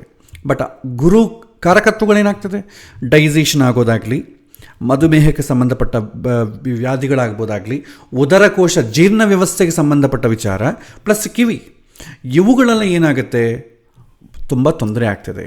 ಈ ಹುಡುಗನಿಗೆ ಡೈಜೆಷನ್ ಪ್ರಾಬ್ಲಮ್ ಇದೆ, ಪ್ಲಸ್ ಕಿವಿಗೆ ಸಂಬಂಧಪಟ್ಟ ತೊಂದರೆ ಇದೆ, ಡಯಾಬಿಟಿಕ್ಸ್ ಲಕ್ಷಣಗಳಿದೆ. ಸೊ ಇದೆಲ್ಲ ಕೂಡ ಬರ್ತದೆ. ಬಟ್ ಯಾವುದು ಬಂದರೂ ಕೂಡ ರೋಗಸ್ಥಾನಾದಿ ಗುರು ಇದ್ದಾನೆ, ಆದ ಕಾರಣ ತೊಂದರೆ ಕೊಡಲ್ಲ. ಬಟ್ ತೊಂದರೆ ಇದೆ, ಬಟ್ ಅದೇನು ದೊಡ್ಡ ಸೀರಿಯಸ್ ಆಗುವಂಥ ಲಕ್ಷಣಗಳು ಏನು ಕಾಣಲ್ಲ, ಬಟ್ ರೋಗ ಇದೆ ಅಷ್ಟೆ. ಬಟ್ ಈ ರೀತಿ ಇದು ಸೂತ್ರದಲ್ಲಿ ಹೇಳೋದೇನಂತಂದರೆ, ತೃತೀಯ ಸ್ಥಾನಕ್ಕಾಗಲಿ ಗುರುಗ್ರಹಕ್ಕಾಗಲಿ ಪಾಪ ಸಂಬಂಧ ಬಂದರೆ, ಅಂದರೆ ಶನಿ ಆಗಲಿ ಕುಜ ಆಗಲಿ ನೋಡಿದರೆ, ರಾಹುಕೇತುಗಳು ಕೂಡ ಪಾಪ ಸಂಬಂಧಗಳೇ, ಪಾಪಗ್ರಹಗಳೇ, ಅವರು ನೋಡಿದ್ರು ಅವ್ರ ಜೊತೆ ಸಂಬಂಧ ಅಂತಂದರೆ ಸ್ಥಾನ ಸಂಬಂಧ ಆಗಬಹುದು, ಸಂಯೋಗ ಸಂಬಂಧ ಆಗ್ಬೋದು. ತೃತೀಯ ಸ್ಥಾನಕ್ಕೆ ಗುರುವಿಗೆ ಪಾಪ ಸಂಬಂಧ ಬಂದರೆ ಕಿವಿ ಸಂಬಂಧಪಟ್ಟ ತೊಂದರೆಗಳು ಬರುತ್ತೆ. ಇದು ನೀವು ಸೂತ್ರವನ್ನು ನೆನಪಿಟ್ಕೊಳ್ಬೇಕು. ಮತ್ತೊಂದು ಜಾತಕ, ಕುಜ ಡೈಜೆಷನ್ ಪ್ಲಸ್ ಹೀಟ್ ಇದೆಲ್ಲ ಸೂಚನೆ ಮಾಡ್ತಾನೆ. ಅದೇ ಈ ಪಾಪಗ್ರಹಗಳ ಸಂಬಂಧವುಳ್ಳಂಥ ಕುಜನಿಗೆ ಪಂಚಮ ಸ್ಥಾನ ಅಂತಂದರೆ, ನೀವು ಕಾಲಪುರುಷ ಅಂತೇವೆ. ನಮಗೆ ರಾಶಿಗಳಲ್ಲಿ ಮೊದಲನೇ ರಾಶಿ ಬಂದು ನಿಮಗೆ ಮೇಷರಾಶಿ. ಮೇಷ ಅಂತಂದರೆ ನಾವು ಈ ಬಾಡಿ ಪಾರ್ಟ್ಸನ್ನು ನೀವು ನೋಡಿಕೊಂಡ್ರೆ, ಈ ತಲೆಭಾಗ ಏನಿದೆ, ಈ ತಲೆಭಾಗವನ್ನು ನಾವೇನಂತೀವಿ ಅಂತಂದರೆ ಮೇಷರಾಶಿ ಅಂತೇವೆ. ಈ ತಲೆಭಾಗ ಆದಮೇಲೆ ಸ್ವಲ್ಪ ಕೆಳಗೆ ಬಂದರೆ ಈ ಕಣ್ಣು ಮೂಗು ಇದೆಲ್ಲ ಕೂಡ ಸೆಕೆಂಡ್ ಹೌಸ್, ಈ ಗಂಟ್ಲು ಥರ್ಡ್ ಹೌಸ್, ಎದೆ ಇದೆಲ್ಲ ಕೂಡ ಫೋರ್ತ್ ಹೌಸ್, ಸ್ಟಮಕ್ ಎಲ್ಲ ಕೂಡ ಫಿಫ್ತ್ ಹೌಸ್. ಹಾಗೆ 12 ರಾಶಿಗಳನ್ನು ನಮ್ಮ ಬಾಡಿ ಪಾರ್ಟ್ಸ್ ನಾವು ಮಾಡ್ಕೊಳ್ತೇವೆ. 12ನೇ ಮನೆ ಬಂದು ನಮ್ಮ ಪಾದಗಳ ಸೂಚನೆ ಮಾಡ್ತದೆ. ಹಾಗಾಗಿ ಪಂಚಮ ಅಂತಂದರೆ ಉದರ. ಪಂಚಮ ಸ್ಥಾನದಲ್ಲಿ ಪಾಪಗ್ರಹಗಳಿದ್ದರೆ ಯೂಶ್ವಲಿ ಉದರಕೋಶ ಸಮಸ್ಯೆಗಳು ಬರುತ್ತೆ. ಪಂಚಮ ಸ್ಥಾನದಲ್ಲಿ ಪಾಪಗ್ರಹಗಳಿದ್ದರೆ, ಈ ಪಾಪಗ್ರಹಗಳು ನೋಡಿ, ಈ ಒಂದು ಸೇಮ್ ಅದೇ ಜಾತಕ ತಗೊಳ್ಳೋಣ. ವೃಷಭ ಲಗ್ನ, ಕುಜ, ಶನಿ. ಪಂಚಮ ಸ್ಥಾನದಲ್ಲಿ 2 ಗ್ರಹ ಇವೆ. ಒಂದು ಕುಜ ಪಾಪಗ್ರಹ, ಇನ್ನೊಂದು ಶನಿ ಪಾಪಗ್ರಹ. ಅವ್ರಿಗೇನು ಶುಭಗ್ರಹಗಳ ಸಂಬಂಧ ಬಂದಿದೆ ಅಂದರೆ ಏನೂ ಬಂದಿಲ್ಲ. ಸೊ ಏನಾಗುತ್ತೆ, ಅಗೇನ್ ಹೊಟ್ಟೆಗೆ ಸಂಬಂಧಪಟ್ಟ ಉದರಕೋಶ ಸಮಸ್ಯೆಗಳು ಬರುತ್ತೆ. ಅಗೇನ್ ಗುರು ಇಲ್ಲಿದ್ದಾನೆ. ಗುರು ಜೀರ್ಣ ವ್ಯವಸ್ಥೆಗೆ ಸಂಬಂಧಪಟ್ಟ ಗ್ರಹ. ಅಗೇನ್ ಅದು ಕೂಡ ಟ್ರಿಗರ್ ಮಾಡ್ತಾ ಇದೆ. ಸೊ ಕುಜಗ್ರಹಕ್ಕೆ ಪಂಚಮ ಸಂಬಂಧ ಆಗಲಿ, ಷಷ್ಠ ಅಥವಾ ಅಷ್ಟಮ, 6ನೇ ಮನೆ 8ನೇ ಮನೆ ಹೇಗಿದ್ರೂ ಅದು ಪಾಪ ಸಂಬಂಧಗಳೇ. ಕುಜಗ್ರಹ ಉದರಕೋಶ ಸಮಸ್ಯೆಗಳನ್ನು ಸೂಚನೆ ಮಾಡ್ತಾನೆ. ಆ ಕುಜ ಷಷ್ಠದಲ್ಲಾಗಲಿ ಅಷ್ಟಮದಲ್ಲಾಗಲೂ ಇದ್ದರೆ, ಅಥವಾ ನ್ಯಾಚುರಲ್ ಆಗಿ ಪಂಚಮ ಉದರವನ್ನು ಸೂಚನೆ ಮಾಡ್ತದೆ. ಸೊ ಆ ಪಂಚಮದಲ್ಲಿ ಏನಾದರೂ ಈ ಪಾಪಗ್ರಹಗಳ ಸಂಬಂಧ ಬಂದರೆ ಉದರ ಸಂಬಂಧಿತವಾದಂಥ ರೋಗಗಳು ಬರುತ್ತೆ. ಹೊಟ್ಟೆಗೆ ಸಂಬಂಧಪಟ್ಟ ಸಮಸ್ಯೆಗಳು ಹಲವಾರು. ಎಲ್ಲ ರೋಗಗಳಿಗೂ ಎಲ್ಲ ಕಾಯಿಲೆಗಳಿಗೂ ಮೂಲ ಸ್ಥಾನ ಹೊಟ್ಟೆಗೆ. ಯಾಕೆಂದರೆ ಆಹಾರವನ್ನು ಸೇವನೆ ಮಾಡೋದ್ರಿಂದನೇ ನಮಗೆ ಹಲವಾರು ರೋಗಗಳು ಬರುತ್ತೆ. ವಾತ ಆಗ್ಬೋದು, ಪಿತ್ತ ಅದು, ಕಫ ಆಗ್ಬೋದು. ವಾತ ಅಂದರೆ ಏನು, ಅತಿಯಾದಂಥ ನೀವು ಆಲೂಗಡ್ಡೆ ಈ ಗಡ್ಡೆ ದಿನಸುಗಳನ್ನು ಜಾಸ್ತಿ ತಿಂದರೆ ವಾತಕ್ಕೆ ಸಂಬಂಧಪಟ್ಟ ರೋಗಗಳು ಜಾಸ್ತಿ ಬರುತ್ತೆ. ಅದೇ ನಿಮಗೆ ಪಿತ್ತ ಅಂದರೆ ಹೀಟ್ ರಿಲೇಟೆಡ್ ಪದಾರ್ಥಗಳು, ಅತಿಯಾಗಿ ಕಾಫಿ ಸೇವನೆ ಮಾಡೋದು, ಕೆಲವಿನ ಪದಾರ್ಥಗಳು ಎಳ್ಳು ಇದೆಲ್ಲ ಕೂಡ ಅತಿಯಾಗಿ ಹೀಟ್ ಇರ್ತದೆ. ಮಸಾಲೆಗಳು ಕೂಡ ಅತಿಯಾದ ಹೀಟ್. ಅದು ಒಂದು ಕ್ವಾಂಟಿಟಿಗನ್ನು ಜಾಸ್ತಿ ತಿಂದರೆ ಏನಾಗುತ್ತೆ, ವಿಪರೀತವಾದಂಥ ಹೀಟ್ ಆಗ್ತದೆ. ಅದೇ ರೀತಿ ಕಫ, ನೀವು ಮಂಡಾಳ ಇದೆ, ಮಂಡಕ್ಕಿ, ಮಂಡಾಳ ಇದೆಲ್ಲ ಕೂಡ ಶೀತ ಪದಾರ್ಥಗಳು. ನೀವು ಜಾಸ್ತಿ ಒಂದು ವಾರದ ದಿನ ಕಂಟಿನ್ಯೂ ಮಂಡಾಳ ತಿನ್ನಿ, ವಿಪರೀತವಾದಂಥ ಶೀತ ಜಾಸ್ತಿ ಆಗ್ತದೆ. ಅಥವಾ ಕೂಲ್ ಡ್ರಿಂಕ್ಸ್ ಕುಡಿದ್ರೂ, ಆ್ಯಕ್ಚುಲಿ ಹೀಟ್ ಆಗ್ತದೆ. ಆದರೆ ಕೆಲವಿನ ಪದಾರ್ಥಗಳು, ಶೀತ ಪದಾರ್ಥಗಳು ಜಾಸ್ತಿ ತಿಂದರೆ ಶೀತ ಕಾಣಿಸಿಕೊಳ್ಳುತ್ತೆ. ಸೊ ಹಾಗೆ ಇದೆಲ್ಲ ಕೂಡ ಎಲ್ಲಿ ಟ್ರಿಗರ್ ಆಗುತ್ತೆ, ಸ್ಟಮಕ್ಕಲ್ಲೇ, ನೀವು ತಿನ್ನುವಂಥ ಆಹಾರದ ಮೇಲೆ ಟ್ರಿಗರ್ ಆಗ್ತದೆ. ಹಾಗಾಗಿ ಪಂಚಮ, ಅಷ್ಟಮ, ಷಷ್ಠ ಈ ಸ್ಥಾನಗಳಲ್ಲಿ ಕುಜಗ್ರಹ ಇದ್ದು, ಆ ಕುಜಗ್ರಹನಿಗೆ ಪಾಪಗ್ರಹಗಳ ಸಂಬಂಧ ಬಂದರೆ, ಶುಭ ಸಂಬಂಧ ಇಲ್ಲದೇ ಇದ್ದರೆ ಉದರಕೋಶ ಸಮಸ್ಯೆಗಳು ಬರುತ್ತೆ. ಉದರಕೋಶ ಸಮಸ್ಯೆಗಳಿಗೆ ಕುಜ, ಪಂಚಮ, ಷಷ್ಠ, ಅಷ್ಟಮ ಈ ಸ್ಥಾನಗಳು ನೋಡ್ತೇವೆ. ಅತಿಯಾದಂಥ ಹೊಟ್ಟೆ ನೋವು, ಯಾಕೆಂದರೆ ಅವರು ಆಹಾರದ ಸ್ಟೈಲ್ ಸರಿ ಇರೋದಿಲ್ಲ. ಯಾಕೆಂದರೆ ಹೊಟ್ಟೆ ನೋವು ಬರಬೇಕಾದ್ರೆ ಆ ರೀತಿ ಅವನು ವರ್ತನೆ ಮಾಡಬೇಕು. ನಾವು ಇದನ್ನು ನೋಡಿ ಏನು ಮಾಡ್ತೇವೆ, ಜಾತಕದಲ್ಲಿ ನೋಡಿ ರೋಗದ ಬಗ್ಗೆ ಹೇಳೋದಿಲ್ಲ. ನಮಗೂ ಕೂಡ ಈ ಥರ ಕಾಣಿಸಿದಾಗ ಏನು ಮಾಡ್ತೇವೆ, ಅವ್ರು ಕೇಳದೆ ನೀವು ರೋಗದ ಬಗ್ಗೆ ಯಾವಾಗೂ ಹೇಳಬಾರ್ದು, ಅದು ನಿಯಮ. ಅವರಾಗ ಅವರು ಪ್ರಶ್ನೆ ಕೇಳಿದರೇ ಅದಕ್ಕೆ ಸಂಬಂಧಪಟ್ಟ ಉತ್ತರ ಕೊಡಬೇಕು. ಆದರೆ ನಾವು ಪ್ರಿಕಾಷನ್ಸ್ ತೊಗೋಬೇಕಲ್ಲ, ಆವಾಗ ನಾವೇನು ಮಾಡ್ತೇವೆ, ಫುಡ್ ಹ್ಯಾಬಿಟ್ಸ್ ಸರಿಯಾಗಿ ಮೇಂಟೈನ್ ಮಾಡಬೇಕು ಈ ಹುಡುಗ ಅಂತ ಹೇಳ್ತೇವೆ. ರೋಗ ಏನು ಚಿಂತೆ ಇಲ್ಲ, ಆದರೂ ಫುಡ್ ಹ್ಯಾಬಿಟ್ಸ್ ನೀವು ಸರಿಯಾಗಿ ಮೇಂಟೈನ್ ಮಾಡಿದ್ರೆ ಮುಂದೆ ಕಾಯಿಲೆ ಬರಲಿಕ್ಕೆ ಅವಕಾಶ ಉಂಟು ಅಂತ ಒಂದು ಜಾಗೃತೆಯನ್ನು ಹೇಳಬೇಕಾಗತ್ತೆ. ಪಂಚಮಕ್ಕಾಗಲಿ, ಷಷ್ಠಕ್ಕಾಗಲಿ, ಅಷ್ಟಮಕ್ಕಾಗಲಿ ಕುಜ ಸಂಬಂಧ ಬಂದು ಪಾಪಗ್ರಹಗಳ ಸಂಬಂಧ ಇದ್ದು ಶುಭ ಸಂಬಂಧ ಇಲ್ಲದೇ ಇದ್ದರೆ ಕಾಯಿಲೆಗಳು, ಈ ಉದರಕೋಶಕ್ಕೆ ಸಂಬಂಧಪಟ್ಟ ಕಾಯಿಲೆಗಳು ಬರುತ್ತೆ. ಆವಾಗೇನು ಮಾಡ್ತೇವೆ, ಸರಿಯಾಗಿ ಆಹಾರವನ್ನು ತೆಗೆದುಕೊಳ್ತಾ ಇಲ್ಲ, ಲೈಫ್ ಸ್ಟೈಲ್ ಮೇಂಟೈನ್ ಮಾಡ್ತಾ ಇಲ್ಲ ಅಂತ ನಾವು ಡೈರೆಕ್ಟಾಗಿ ಗೈಡ್ ಮಾಡಬೇಕಾಗತ್ತೆ ಮುಂಚಿತವಾಗಿ. ನೆಕ್ಸ್ಟ್, ಶುಕ್ರ ಷಷ್ಠ, ಸಪ್ತಮ ಅಥವಾ ಅಷ್ಟಮ ಸ್ಥಾನದಲ್ಲಿದ್ದರೆ ಇದು ನಾವೆಲ್ಲಿ ನೋಡ್ತೀವಿ ಅಂತಂದರೆ, ನಿಮಗೆ ವಿವಾಹ ವಿಚಾರವನ್ನು ಹೇಳೋ ಕಾಲಕ್ಕೆ ಏಕವಿಂಶತಿ ದೋಷಗಳು ಅಂತ ಹೇಳಿದ್ವಿ. ಆ ಏಕವಿಂಶತಿ ದೋಷಗಳಲ್ಲಿ ನಿಮಗೆ ಒಂದು ದೋಷವನ್ನು ಹೇಳಿದ್ದೇನೆ, ಭೃಗು ಷಟ್ಕ ದೋಷ ಅಂತ. ಭೃಗು ಷಟ್ಕ ದೋಷ, ಭೃಗು ಅಂತಂದರೆ ಏನು, ಶುಕ್ರ. ಷಟ್ಕ ಅಂತಂದರೆ 6. ಶುಕ್ರ 6ನೇ ಮನೆಯಲ್ಲಿದ್ದರೆ ಅದು ಏಕವಿಂಶತಿ ದೋಷಗಳ ಕೆಳಗೆ ಬರುತ್ತೆ. ಅದೇ ರೀತಿ ನಿಮಗೆ ಇನ್ನೊಂದು ಪಾಠ ಹೇಳಿಲ್ಲ, ಬಾಲಾರಿಷ್ಟ ದೋಷಗಳ ಬಗ್ಗೆ ಹೇಳಿಲ್ಲ. ಇದೇ ಒಂದು ಆರೋಗ್ಯ ವಿಚಾರದಲ್ಲೇ ಹೇಳ್ತೇನೆ. ಸೊ ಬಾಲಾರಿಷ್ಟ ದೋಷಗಳ ವಿಚಾರದಲ್ಲಿ ಶುಕ್ರ 6ನೇ ಮನೆಗಿದ್ದರೆ ದೋಷ. ಕುಜ 7ನೇ ಮನೆಗೆ, 2ನೇ ಮನೆಗೆ ರಾಹು, 3ನೇ ಮನೆಗೆ ಗುರು, 4ನೇ ಮನೆಗೆ ಬುಧ, 5ನೇ ಮನೆಗೆ ಸೂರ್ಯ, 6ನೇ ಮನೆಗೆ ಶುಕ್ರ, 7ನೇ ಮನೆಗೆ ಕುಜ, 8ನೇ ಮನೆಗೆ ಚಂದ್ರ, ಲಗ್ನದಲ್ಲಿ ಶನಿ, 9ನೇ ಮನೆ ರಾಹು. ಇದನ್ನು ಬಾಲಾರಿಷ್ಟ ದೋಷಗಳು ಅಂತೇಳಿ. ಇದನ್ನು ಟೆನ್ಷನ್ ಮಾಡ್ಕೋಬೇಡ, ಮುಂದಿನ ಪಾಠದಲ್ಲಿ ಹೇಳ್ತೇನೆ. ಅದರಲ್ಲಿ ಕೂಡ ಶುಕ್ರ 6ನೇ ಮನೆಗಿದ್ದರೆ ದೋಷ. ಯಾಕೆ 2 ಕಡೆ ಬಂದಿದೆ? ವಿವಾಹ ವಿಚಾರದಲ್ಲಂತೂ ನಾವು ಖಂಡಿತ ನೋಡ್ತೇವೆ, 6ನೇ ಮನೆಗೆ ಶುಕ್ರ ಇದ್ದರೆ ಭೃಗು ಷಟ್ಕ ದೋಷ. ಯಾವಾಗ? ಮುಹೂರ್ತ ಲಗ್ನಕ್ಕೆ. ಮುಹೂರ್ತ ನೀವು ಯಾವುದು ಇಡ್ತೀರೋ ಆ ಮುಹೂರ್ತ ಲಗ್ನಕ್ಕೆ 6ನೇ ಮನೆಯಲ್ಲಿ ಶುಕ್ರ ಇರಬಾರ್ದು, 8ನೇ ಮನೆಯಲ್ಲಿ ಕುಜ ಇರಬಾರ್ದು. ಕುಜಾಷ್ಟಮ ದೋಷ, ಭೃಗುಷಟ್ಕ ದೋಷ, ಜಾಮಿತ್ರಿ ದೋಷ, 7ನೇ ಮನೆ ಗ್ರಹಗಳಿರಬಾರ್ದು. ಮುಹೂರ್ತದಲ್ಲಿ ನೋಡ್ತೇವೆ, ಒಂದು ಜಾತಕದಲ್ಲೇನೋ ಬಾಲಾರಿಷ್ಟ ಅಂತ ಕಾಣಿಸಿಕೊಳ್ಳುತ್ತೆ, ಮುಹೂರ್ತ ವಿಚಾರದಲ್ಲೇನೋ ಭೃಗುಷಟ್ಕ ಅಂತ ಕಾಣಿಸಿಕೊಳ್ಳುತ್ತೆ. ಇದು ವಿವಾಹಕ್ಕೆ ಸಂಬಂಧ. ಯಾಕೆಂದರೆ ಶುಕ್ರ ಸಾಂಸಾರಿಕ ದಾಂಪತ್ಯ ಜೀವನಕ್ಕೆ ಸಂಬಂಧಪಟ್ಟ ಗ್ರಹ. ಸಂಸಾರ ಸರಿಯಾಗಿ ನಡಿಬೇಕಾದ್ರೂ, ಮಕ್ಕಳು ಸರಿಯಾಗಿ ಆಗಬೇಕಾದ್ರೂ ಶುಕ್ರ ಚೆನ್ನಾಗಿರಬೇಕು. ಶುಕ್ರಗೇನಾದರೂ ಷಷ್ಠ, ಸಪ್ತಮ, ಅಷ್ಟಮ ಸಂಬಂಧ ಬಂದರೆ ಏನಾಗುತ್ತೆ? ವೀರ್ಯಕ್ಕೆ ಸಂಬಂಧಪಟ್ಟ ಸಮಸ್ಯೆಗಳು ಬರುತ್ತೆ. ಇದು ಫ್ಯಾಮಿಲಿ ವಿಚಾರಕ್ಕೆ ಅಷ್ಟು ಒಳ್ಳೆಯದಲ್ಲ. ನಮಗೆ ಇದಕ್ಕೆ ಸಂಬಂಧಪಟ್ಟ ಇವತ್ತು ಮಾಡರ್ನ್ ನಾವು ನೋಡ್ತಾ ಇದ್ದೀವಲ್ಲ, ಈ ಏನಂತೀವಿ ಅದನ್ನು, ಒಂದು ನಿಮಿಷ, ಓಕೆ. ಸೊ ಈಗ ನಾವು ಈ ಒಂದು ಮದುವೆ ವಿಚಾರದಲ್ಲಿ ನಾವು ಎಷ್ಟೋ ಈ ಫರ್ಟಿಲಿಟಿ ಸೆಂಟರ್ಸ್ ಭಾಳ ಬಂದಿದೆ. ಅವರು ನೀವು ಹೋದರೆ ಏನಾದ್ರು ಮಕ್ಕಳು ಸ್ವಲ್ಪ ಆಗಲಿಲ್ಲ ಅಂತ, 1-2 ವರ್ಷ ಆಗಲಿಲ್ಲ ಅಂದ್ಕೊಳ್ಳಿ, ಇಮಿಡಿಯೇಟ್ಲಿ ಡಾಕ್ಟ್ರನ್ನ ಅಪ್ರೋಚ್ ಆಗ್ತೇವೆ. ಅವರು ನೋಡಿ ಸ್ಪರ್ಮ್ ಕೌಂಟ್ ಕಡಿಮೆ ಇದೆ, ಇನ್ನೊಂದು ಕಡಿಮೆ ಇದೆ, ವೀರ್ಯಕ್ಕೆ ಸಂಬಂಧ. ಇವತ್ತು ಮೆನಿ ಕಂಪ್ಲೇಂಟ್ಸ್ ಅದೇ ಹೇಳೋದು. ಟ್ರಿಗರ್ ಮಾಡಲಿಕ್ಕೂ ಅವಕಾಶ ಉಂಟು. ನಾವೆಲ್ಲ IT ಇಂಡಸ್ಟ್ರಿಯಲ್ಲಿ ಕೆಲಸ ಮಾಡ್ತೇವೆ. IT ಇಂಡಸ್ಟ್ರಿಯಲ್ಲಿ ಕೆಲಸ ಮಾಡೋ ಕಾಲಕ್ಕೆ ಆ ರೇಡಿಯೇಷನು, ಅದರಿಂದ ಶಾರೀರಿಕವಾದ ದೌರ್ಬಲ್ಯಗಳು ಕೂಡ ಉಂಟು. ಆದರೆ ವಿವಾಹ ವಿಚಾರ ಮಾಡೋ ಕಾಲಕ್ಕೆ ಶುಕ್ರ ಯಾರ ಜಾತಕದಲ್ಲಾದರೂ 6ನೇ ಮನೆಗಿದ್ದರೆ ನಾವು ಇಮಿಡಿಯೇಟ್ಲಿ ಅವಾಯ್ಡ್ ಮಾಡಿಬಿಡ್ತೇವೆ. ಯಾಕೆಂತಂದರೆ ಅವನಿಗೆ ಈ ಥರ ವೀರ್ಯಕ್ಕೆ ಸಂಬಂಧ ಸಮಸ್ಯೆಗಳು ಅಂದರೆ ಜನ್ಮಾರ್ಜಿತವಾಗಿದ್ದರೆ ಸಾಂಸಾರಿಕ ಜೀವನದಲ್ಲಿ ಒಂಥರ ಸ್ಯಾಟಿಸ್ಫ್ಯಾಕ್ಷನ್ ಇರೋದಿಲ್ಲ. ಅದಿಲ್ಲದ್ರೆ ಏನಾಗುತ್ತೆ, ಗಂಡ ಹೆಂಡತಿಯ ಒಂದು ಸಖ್ಯತೆ, ರಿಲೇಷನ್ಶಿಪ್ಗೆ ತೊಂದರೆ ಆಗ್ತದೆ. ಸೊ ಅದೇ ಸೂತ್ರವನ್ನು ಇಲ್ಲಿ ಹೇಳ್ತಾರೆ. ಶುಕ್ರ ಷಷ್ಠ ಆಗಲಿ ಸಪ್ತಮ ಅಥವಾ ಅಷ್ಟಮದಲ್ಲಿದ್ದು, ಸಪ್ತಮದಲ್ಲಿ ಯಾಕಿರಬಾರ್ದು? ಷಷ್ಠ ಆದರೆ ಓಕೆ, ಸಪ್ತಮದಲ್ಲಿ ಅಷ್ಟಮ ಆದರೂ ಓಕೆ, ಅಷ್ಟಮ ಕೂಡ ಒಳ್ಳೆಯದಲ್ಲ. ಸಪ್ತಮ ಯಾಕಿರಬಾರ್ದು ಅಂದರೆ ಸಪ್ತಮ ಕಳತ್ರ ಸ್ಥಾನ, ಶುಕ್ರ ಕಳತ್ರ ಕಾರಕ. ಕಳತ್ರ ಸ್ಥಾನಾಧಿಪತಿ ಕಳತ್ರಕಾರಕ ಕಳತ್ರ ಸ್ಥಾನದಲ್ಲೇ ಕಳತ್ರಕಾರಕ ಇದ್ರೆ ಏನಾಗುತ್ತೆ? ಕಾರಕೋ ಭಾವನಾಶಾಯ ಅಂತ ಒಂದು ಕಾನ್ಸೆಪ್ಟ್ ಇದೆ. ಏನಂತಂದರೆ ಓವರ್ ಆಗುತ್ತೆ.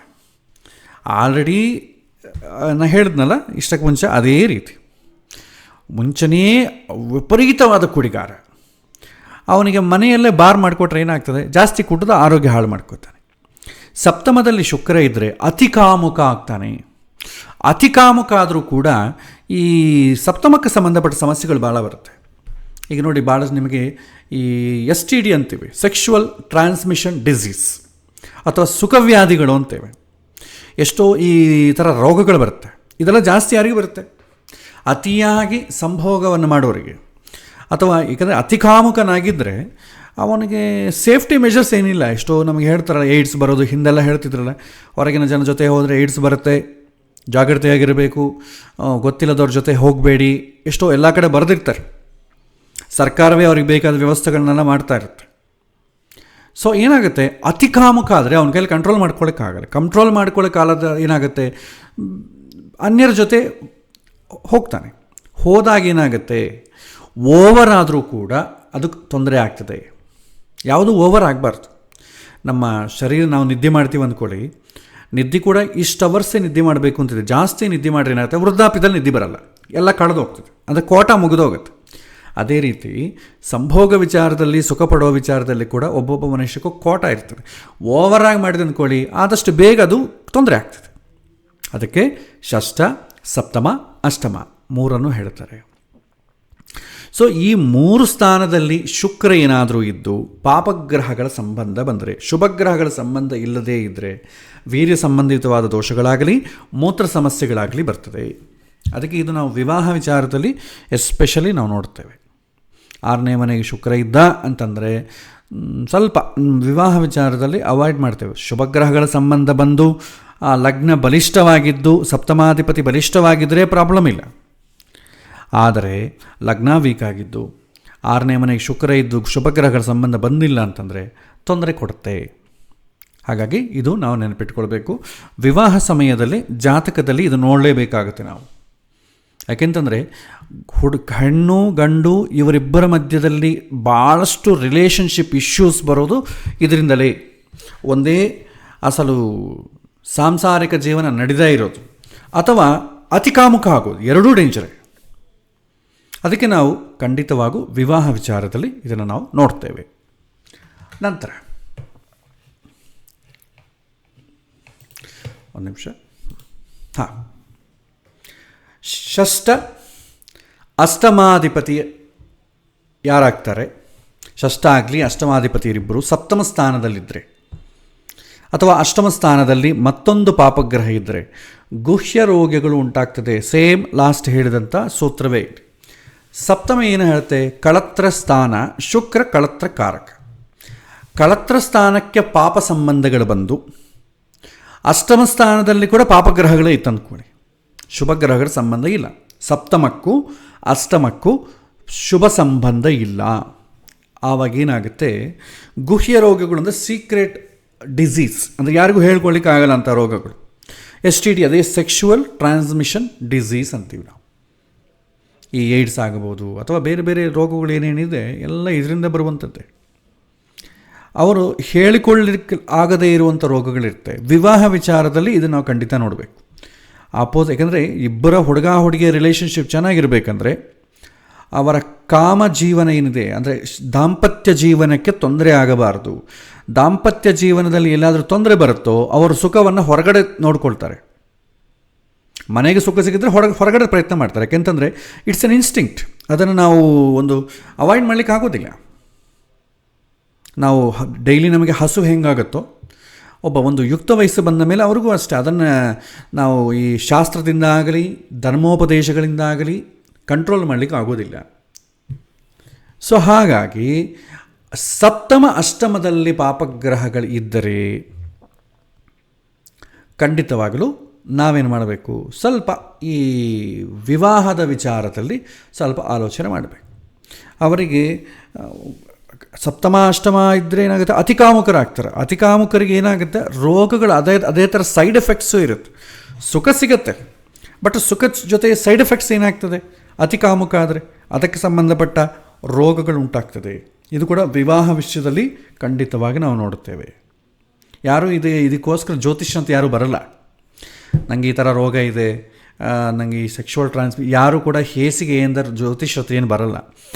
ಆದರೆ ನಾವು ಇದು ಎಲ್ಲಿ ನೋಡ್ತೇವೆ? ವಿವಾಹ ವಿಚಾರ ಮಾಡೋ ಕಾಲಕ್ಕೆ ಒಂದು ಕಿವಿಯಲ್ಲಿ ಹಾಕಬೇಕು. ಹುಡುಗಿ ತಂದೆ ತಾಯಿಗಳ ಕಿವಿಯಲ್ಲಿ ಹಾಕಬೇಕಾಗುತ್ತೆ. ನೆಕ್ಸ್ಟ್, ಸೂರ್ಯಗ್ರಹ ಷಷ್ಠ ಅಥವಾ ಅಷ್ಟಮ ಸ್ಥಾನದಲ್ಲಿ ಇದ್ದರೆ ಜ್ವರ ಭಯ. ಸೂರ್ಯನ ಕಾರಕತ್ವಗಳಿಂದ ಎಲ್ಲವನ್ನು ತಗೊಳ್ಳಿ. ನೇತ್ರಕ್ಕೆ ಸಂಬಂಧಪಟ್ಟ ಸಮಸ್ಯೆಗಳಾಗಬಹುದು, ಪ್ಲಸ್ ಹೃದಯಕ್ಕೆ ಸಂಬಂಧಪಟ್ಟ ಸಮಸ್ಯೆಗಳಾಗಬಹುದು. ಹೆಚ್ಚಿನಾಗಿ ಹೀಟ್ ರಿಲೇಟೆಡ್ ಸಮಸ್ಯೆಗಳು ಜಾಸ್ತಿ ಇರುತ್ತೆ. ಸೊ ಇವನು ಸೂರ್ಯಗ್ರಹ ಷಷ್ಠ ಅಥವಾ ಅಷ್ಟಮ ಸ್ಥಾನದಲ್ಲಿದ್ದರೆ ಜ್ವರ ಭಯ ಆಗುತ್ತೆ. ಇನ್ನೊಂದು ನೋಡಿ, ಸೂರ್ಯ ಮತ್ತು ಕುಜ ಎರಡೂ ಕೂಡ ಹೀಟ್ ರಿಲೇಟೆಡ್ ಗ್ರಹಗಳೇ. ಸೂರ್ಯ ಹೀಟ್, ಕುಜ ವಿಪರೀತವಾದ ಹೀಟ್. ಇವರಿಗೆ ಕಾಲಪುರುಷದಿಂದ ಪಂಚಮ ಅಥವಾ ಜಾತಕದಿಂದ ಪಂಚಮ ಸ್ಥಾನದಲ್ಲಿ ಏನಾದರೂ ಇದ್ದರೆ ಅವರಿಗೆ ಹೆಣ್ಣು ಮಕ್ಕಳಲ್ಲಿ ಎಸ್ಪೆಷಲಿ ಏನಾಗುತ್ತೆ? ಈ ಪೀರಿಯಡ್ಸ್ ರಿಲೇಟೆಡ್ ಪ್ರಾಬ್ಲಮ್ಸ್ ಬರುತ್ತೆ. ಬೇಗ ಅತಿಯಾಗೋದಾಗಲಿ ಅಥವಾ ಆಗದೇ ಇರೋದಾಗಲಿ ಈ ಥರ ಸಮಸ್ಯೆಗಳೆಲ್ಲ ಉಂಟಾಗ್ತದೆ. ಯಾವಾಗ ಸೂರ್ಯ, ಅದರಲ್ಲೂ ಎಸ್ಪೆಷಲಿ ಕುಜನ ಹೇಳ್ತಾರೆ, ಈ ಮೆನ್ಸ್ಟ್ರುವಲ್ ರಿಲೇಟೆಡ್ ಕ್ವಶನ್ಸ್ಗೆಲ್ಲ ಕೂಡ ಕುಜನ ತಗೊಳ್ತೇವೆ. ಕುಜ ಏನಾದರೂ ಪಂಚಮ ಸಂಬಂಧ ಬಂದರೆ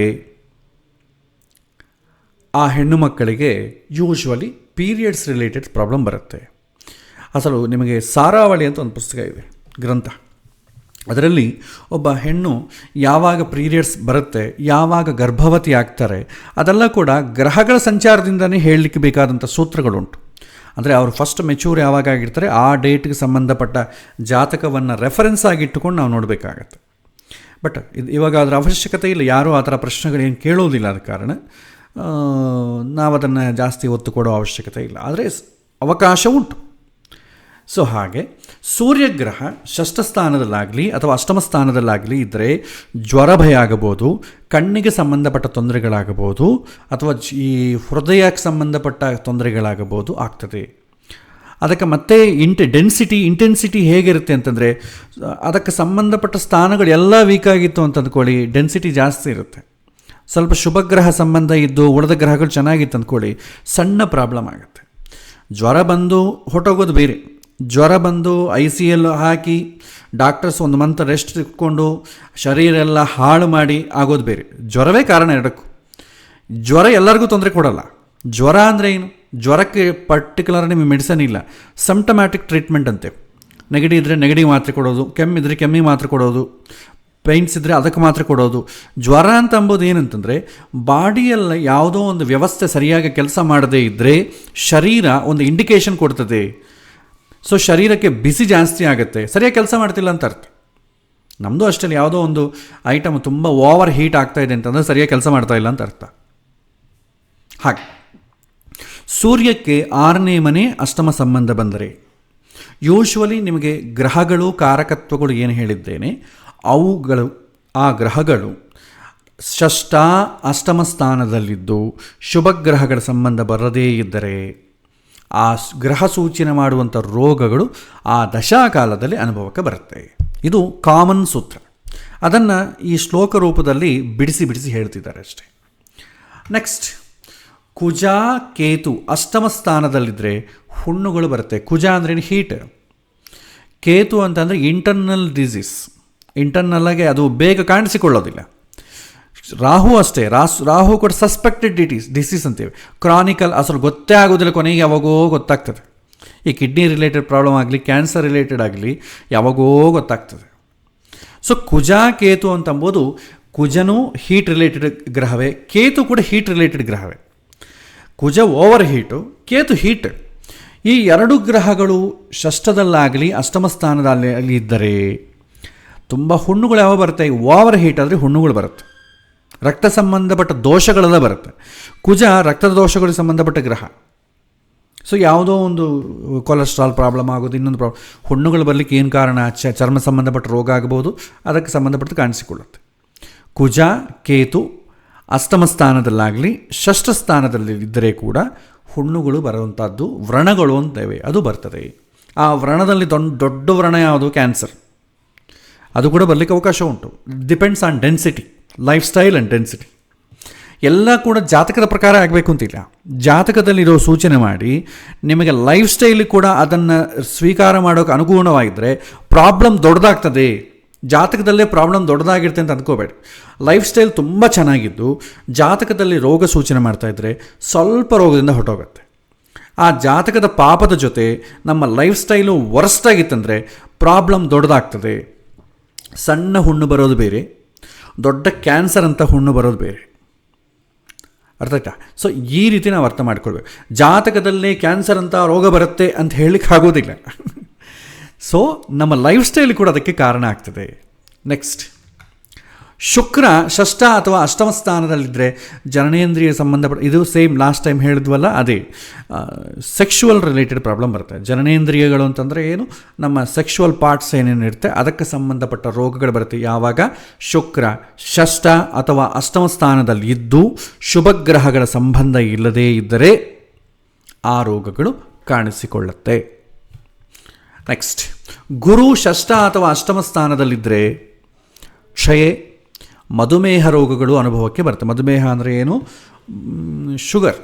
ಶುಗರು ಮತ್ತು ಟ್ಯೂಬರ್ಕ್ಯುಲೋಸಿಸ್, ಬ್ಲಡ್ ಶುಗರ್, ಡಯಾಬಿಟಿಕ್ ಅಂತೀವಿ. ಇದೆಲ್ಲ ಕೂಡ ಗುರುವಿನಿಂದ ಬರೋದು. ಗುರು 6ನೇ ಮನೆಗಿದ್ದ ಅಂತ ಅಂದ್ಕೊಳ್ಳಿ, ಫಸ್ಟ್ ಆಫ್ ಆಲ್ ಏನಾಗ್ತಾನೆ? ಲೇಝಿ ಆಗ್ತಾನೆ. 6ನೇ ಮನೆಗಿದ್ದರೆ ಲೇಝಿ ಆದಾಗ ಏನಾಗುತ್ತೆ? ನಾವು ಇಂಟೇಕ್ ಏನೋ ತೊಗೊಳ್ತಾ ಇರ್ತೀವಿ, ಅದರ ಎನರ್ಜಿ ಜನ್ರೇಟ್ ಆದಂಥ ಎನರ್ಜಿ ಎಕ್ಸಾಸ್ಟ್ ಮಾಡಲ್ಲ. ಎಕ್ಸಾಸ್ಟ್ ಮಾಡದೇ ಇದ್ದಾಗ ಏನಾಗ್ತದೆ? ಎಕ್ಸಾಸ್ಟ್ ಮಾಡಿಲ್ಲ ಅಂತಂದರೆ ನಿಮಗೆ ಅದು ಹಾಗೆ ಗ್ಲೂಕೋಸ್ ರೂಪದಲ್ಲಿ ಇರ್ತದೆ. ಆ ಗ್ಲೂಕೋಸ್ ನಾವು ಆ ಎನರ್ಜಿನ ಯಾವತ್ತಿಗೂ ಬಳಸದೇ ಇದ್ದರೆ ಅದು ನೋಡ್ತದೆ, ಸ್ವಲ್ಪ ಪೀರಿಯಡ್ ನೋಡ್ತದೆ, ಕರೆಕ್ಟಾಗಿ ನೋಡಿ 50 ದಾಟಿತು 60 ಬಂತು ಅಂದರೆ ಬ್ಲಡ್ ಶುಗರ್ ಸ್ಟಾರ್ಟ್ ಆಗುತ್ತೆ. ಆವಾಗ ಗೊತ್ತಾಗುತ್ತೆ. ಯಾಕೆ ಅಂತಂದರೆ ಅದು ಗ್ಲೂಕೋಸ್ ಅಕ್ಯುಮುಲೇಟ್ ಆಗಿ ಆಗಿ ಆಗಿ ಇನ್ನು ಅದನ್ನು ಏನು ಮಾಡಲಿಕ್ಕೂ ಬರಲಿಲ್ಲ ಅಂತಂದರೆ ಡೈಜೆಷನ್ ಸಿಸ್ಟಮ್ ಮೇಲೆ ಪ್ರಾಬ್ಲಮ್ ಆಗ್ತದೆ. ಆವಾಗ ಪ್ಯಾಂಕ್ರಿಯಾಸ್ ಎಲ್ಲ ಕೂಡ ತೊಂದರೆ ಆಗಿ ನಾವು ತಿಂದಿದ್ದು ಜೀರ್ಣವೇ ಆಗೋದಿಲ್ಲ, ಶಕ್ತಿಯಾಗಿ ಬರ್ನೇ ಆಗೋದಿಲ್ಲ. ಆವಾಗ ಏನಾಗುತ್ತೆ? ಮನುಷ್ಯನಿಗೆ ವೀಕ್ನೆಸ್ ಸ್ಟಾರ್ಟ್ ಆಗುತ್ತೆ, ವೆಯ್ಟ್ ಕಡಿಮೆ ಆಗೋದು, ವೀಕ್ನೆಸ್ ಆಗೋದು ಸ್ಟಾರ್ಟ್ ಆಗುತ್ತೆ. ಸಿಮ್ಟಮ್ಸ್ ಬರೋದು ಯಾವಾಗ? ಪೂರ್ತಿ ಎನರ್ಜಿ ಪೂರ್ತಿ ಅಕ್ಯುಮುಲೇಟ್ ಆಗಿ ಗ್ಲೂಕೋಸ್ ಆದಮೇಲೆ. ಅದಕ್ಕೆ 60 60 ಮೇಲೆ ನಮಗೆ ಈಗ ಕಾಣಿಸ್ಕೊಳ್ತೀವಿ. ಇವತ್ತಿನ ಜನ್ರೇಷನ್ ಆದರೆ 45-50 ನಿಮಗೆ ಈ ಬ್ಲಡ್ ಗ್ಲೂಕೋಸ್ ಎಲ್ಲ ಸ್ಟಾರ್ಟ್ ಆಗ್ತದೆ. ಅದು ಜಾಸ್ತಿ ಆಯ್ತು ಅಂದ್ಕೊಳ್ಳಿ ಏನಾಗ್ತದೆ, ಬ್ಲಡ್ ಶುಗರ್ ಸ್ಟಾರ್ಟ್ ಆಗುತ್ತೆ. ಅದಕ್ಕೆ 6ನೇ ಮನೆಗಿದ್ದರೆ ಅವರೇನು ಮಾಡ್ತಾರೆ, ಈ ಸ್ವೀಟ್ಸ್ ಮಧುರ ಪದಾರ್ಥಗಳು ತಿನ್ನೋದು ಜಾಸ್ತಿ. ಸ್ವೀಟ್ ಅಂತ ಹೇಳಲಿಕ್ಕೆ ಬರಲ್ಲ, ಮಧುರ ಪದಾರ್ಥ ತುಂಬ ಇಷ್ಟಪಡ್ತಾರೆ. ಇಷ್ಟಪಡೋದೊಂದೇ ಅಲ್ಲ, ಆ ಮಧುರ ಪದಾರ್ಥಗಳು ಜಾಸ್ತಿ ತಿಂದರೆ ಏನಾಗುತ್ತೆ, ಲೇಜಿನೆಸ್ ಆಗ್ತದೆ, ಬ್ರೈನ್ ತುಂಬ ಶಾರ್ಪಾಗಿ ಕೆಲಸ ಮಾಡ್ತದೆ. ಆದರೆ ಶರೀರದ ಕರ್ಮೇಂದ್ರಿಯಗಳೇನಿದೆ ಅದಕ್ಕೆ ಎನರ್ಜಿ ಇರಲ್ಲ. ಅದೇನು ಮಾಡುತ್ತೆ, ಯಾವಾಗ ಕೈಯಿಗೆ ಕಾಲಿಗೆ ಶಕ್ತಿ ಇಲ್ಲವೋ ಒಂದೇ ಕಡೆ ಕೂತ್ಕೊಂಡಿರ್ಬೇಕನ್ಸುತ್ತೆ. ಸ್ವೀಟ್ ಜಾಸ್ತಿ ತಿನ್ನೋರಿಗಿದು. ಅದೇ ಖಾರ ಜಾಸ್ತಿ ತಿನ್ನ ಅನ್ಕೊಳ್ಳಿ, ಶರೀರ ಓವರ್ ಆ್ಯಕ್ಟಿವ್ ಆಗಿಬಿಡ್ತಾವೆ. ಅವನು ಕಡೆ ಕೂತ್ಕೊಳ್ಳಲ್ಲ, ನಿಂತ ಕಡೆ ನಿಂತ್ಕೊಳ್ಳಲ್ಲ, ಯಾವಾಗೂ ಓಡಾಡ್ತಾ ಇರ್ತಾನೆ. ಬಟ್ ಬ್ರೈನ್ ತುಂಬ ವೀಕ್ ಆಗಿರುತ್ತೆ. ಯಾವುದು ಅವನಿಗೆ ಆತ್ರ ಜಾಸ್ತಿ, ಯಾವುದು ಆಲೋಚನೆ ಮಾಡೋದಿಲ್ಲ. ಸೊ ಯಾವುದಾದ್ರೂ ಪ್ರಾಬ್ಲಮ್. ಸೊ ಗುರು ಷಷ್ಠ ಸಂಬಂಧ ಬಂದರೆ ಜೀರ್ಣಕ್ರಿಯೆಗೆ ಸಂಬಂಧಪಟ್ಟ ಸಮಸ್ಯೆಗಳು, ಡಯಾಬಿಟಿಕ್ ಎಂಬುದು ಜೀರ್ಣಕ್ರಿಯೆಗೆ ಸಂಬಂಧಪಟ್ಟ ಸಮಸ್ಯೆ, ಆ ಥರ ರೋಗಗಳು ಕಾಣಿಸಿಕೊಳ್ಳುತ್ತೆ. ಸೊ ಇದು ಇವತ್ತು ಲೈಫ್ ಸ್ಟೈಲ್ ಡಿಸೀಸು. ಇದು ದೊಡ್ಡ ಎಲ್ಲರಿಗೂ ಗುರು ಸಂಬಂಧಪಟ್ಟ ದಶೆ ಬಂದಾಗಲೇ ಡಯಾಬಿಟಿಸ್ ಬರಬೇಕು ಅಂತಿಲ್ಲ. ಇದು ಲೈಫ್ ಸ್ಟೈಲಿಂದ ಎಲ್ಲರಿಗೂ ಬರುತ್ತೆ ಇದು. ಆದರೆ ಆ ಶುಗರ್ ಬಂದಿರೋದ್ರ ಜೊತೆ ಗುರು ಕೂಡ 6ನೇ ಮನೆಗಿದ್ದ ಅಂದ್ಕೊಳ್ಳಿ, ಓವರ್ ಆಗುತ್ತೆ, ಕಂಟ್ರೋಲ್ ಆಗಲ್ಲ ಅಂತ ಅರ್ಥ, ಇನ್ನು ಜಾಸ್ತಿ ಆಗುತ್ತೆ ಅಂತ ಹೇಳ್ಬೋದು. ನೆಕ್ಸ್ಟ್ ಶನಿ. ಷಷ್ಠ ಅಥವಾ ಅಷ್ಟಮ ಸ್ಥಾನದಲ್ಲಿದ್ದರೆ ನರಗಳಿಗೆ ಸಂಬಂಧಪಟ್ಟ ಪ್ರಾಬ್ಲಮ್ಮು. ಶನಿ ಅಂತಂಬ ವಾತಕ್ಕೆ ಸಂಬಂಧಪಟ್ಟ ಗ್ರಹ. ಕೈಗಳು ಕಾಲುಗಳು ಎಳೆಯೋದು, ಸೊಂಟ ಎಳೆಯೋದು, ಡಿಸ್ಕ್ ರಿಲೇಟೆಡ್ ಪ್ರಾಬ್ಲಮ್ಸು, ಇದೆಲ್ಲ ಕೂಡ ಶನಿಗೆ ಸಂಬಂಧಪಟ್ಟ ಕಾರಕತ್ವಗಳು. ಶನಿಗೆ 6ನೇ ಮನೆ ಆಗಲಿ 8ನೇ ಮನೆ ಆಗಲಿ ಸಂಬಂಧ ಬಂದು ಶುಭಗ್ರಹಗಳ ಸಂಬಂಧ ಇಲ್ಲದಿದ್ದರೆ ಶನಿ ಸೂಚನೆ ಮಾಡುವಂಥ ಕಾಯಿಲೆಗಳೇನಿದೆ ಅವುಗಳೆಲ್ಲ ಅನುಭವಕ್ಕೆ ಬರುತ್ತೆ. ನರಗಳ ಸಮಸ್ಯೆಗಳು ಬರ್ಬೋದು, ಹಲ್ಲು ನೋವು ಬರ್ಬೋದು, ಸೊಂಟ ನೋವು ಬರ್ಬೋದು, ಇದೆಲ್ಲ ಕೂಡ ಶನಿಗೆ ಸಂಬಂಧಪಟ್ಟ ಇದು ವಿಚಾರಗಳು. ನೆಕ್ಸ್ಟ್, ಷಷ್ಠ ಅಥವಾ ಅಷ್ಟಮ ಸ್ಥಾನದಲ್ಲಿ ರಾಹು ಇತ್ತು ಕುಜನಿಂದ ನೋಡಲ್ಪಟ್ಟರೆ ಅಂತರ್ಗತವಾದ ವ್ರಣಗಳು ಅಥವಾ ಉಷ್ಣ ಜ್ವರ ಅನುಭವಕ್ಕೆ ಬರುತ್ತೆ. ಲಾಸ್ಟ್ ಸೂತ್ರದಲ್ಲಿ ನೋಡಿದ್ವಿ, ಕುಜ ಕೇತು ಜೊತೆ 8ನೇ ಮನೆಗೆ 6ನೇ ಮನೆಗಿದ್ದರೂ ಕೂಡ ವ್ರಣಗಳು ಬರುತ್ತೆ, ಹುಣ್ಣುಗಳು ಬರುತ್ತೆ ಅಂತ ಹೇಳಿದ್ರು. ರಾಹು ಅಷ್ಟೇ, ರಾಹು ಸ್ವಲ್ಪ ಜಾಸ್ತಿ ಸೀಕ್ರೆಟಾಗಿ ಬರುತ್ತೆ, ಆ ಹುಣ್ಣು ಬರುತ್ತೆ, ಅದು ನಿಮಗೆ ಕೊನೆಯವರೆಗೂ ಕ್ಯಾನ್ಸರ್ ಗಡ್ಡೆ ಅಂತ ಗೊತ್ತಾಗೋದೇ ಇಲ್ಲ, ಆ ಥರ. ಸೊ ರಾಹು ಮತ್ತು ಕುಜ ಷಷ್ಠ ಅಥವಾ ಅಷ್ಟಮ ಸ್ಥಾನದಲ್ಲಿ ರಾಹು ಇದ್ದು ಕುಜನ ದೃಷ್ಟಿ ಬಿದ್ದರೆ ಅಥವಾ ಕುಜನ ಸಂಬಂಧ ಇದ್ದರೆ, ಕುಜನ ದೃಷ್ಟಿ ಬೀಳೋದು ಅಂದರೆ ಏನು? ಸೊ ಒಂದು ವೇಳೆ 7ನೇ ಮನೆ ಕುಜ ಇದ್ದ ಅಂದ್ಕೊಳ್ಳಿ, ಕೇತು ಜೊತೆ ಇರ್ತಾನೆ, ಆವಾಗೂ ಹುಣ್ಣುಗಳು ಬರ್ತದೆ. ಅಂತರ್ಗತ ಇಂಟರ್ನಲ್ ವೌಂಡ್ಸ್ ಬರಲಿಕ್ಕೆ ಅವಕಾಶ ಉಂಟು. ಅಥವಾ ಓವರ್ ಹೀಟ್, ಯಾಕಂದರೆ ಹುಣ್ಣುಗಳು ಬರೋದು ಜಾಸ್ತಿ ಹೀಟಿಂದಾನೆ, ಹೀಟ್ ಆದರೂ ಅನುಭವಕ್ಕೆ ಬರುತ್ತೆ. ಹೀಟ್ ಜಾಸ್ತಿ ಆದರೆ ಮತ್ತು ಜ್ವರ ಗಿರ ಬರ್ತದೆ. ನೆಕ್ಸ್ಟ್, ಶನಿಗ್ರಹ ಚಂದ್ರನ ಜೊತೆ ಷಷ್ಠ ಅಥವಾ ಅಷ್ಟಮದಲ್ಲಿದ್ದರೆ, ಚಂದ್ರಗೂ ಶನಿಗೂ ಸಂಬಂಧಗಳು ಬಂದರೆ ಗುಲ್ಮ ರೋಗಗಳು ಅಂತೇವೆ, ಕಿಡ್ನಿ ರಿಲೇಟೆಡ್ ಪ್ರಾಬ್ಲಮ್ಸ್ ಎಲ್ಲ ಬರುತ್ತೆ. ಕಿಡ್ನಿ ರಿಲೇಟೆಡ್ ಯಾವುದೇ ಆ ವ್ಯವಸ್ಥೆಗೆ ಏನೇನು ಸಂಬಂಧಪಟ್ಟಿದೆ, ಸ್ಪ್ಲೀನ್ ಸಂಬಂಧಪಟ್ಟ ಪ್ರಾಬ್ಲಮ್ಸ್ ಬರುತ್ತೆ ಯಾವಾಗ ಶನಿ ಚಂದ್ರನ ಜೊತೆಗಿದ್ದರೆ. ಇನ್ನು ಶನಿ ಚಂದ್ರ ಜಾತಕದಲ್ಲಿ ಎಲ್ಲಿದ್ದರೂ ಕೂಡ ಅವರಿಗೆ ಮಾನಸಿಕವಾದ ಸಮಸ್ಯೆಗಳು ಜಾಸ್ತಿ ಇರುತ್ತೆ. ಮಾನಸಿಕವಾದ ಸಮಸ್ಯೆಗಳು ಜಾಸ್ತಿ ಇದ್ದಾಗ ಫಸ್ಟು ಲೈಫ್ ಸ್ಟೈಲ್ ಕೆಡ್ತದೆ, ಫುಡ್ ಹ್ಯಾಬಿಟ್ಸ್ ಕೆಡ್ತದೆ.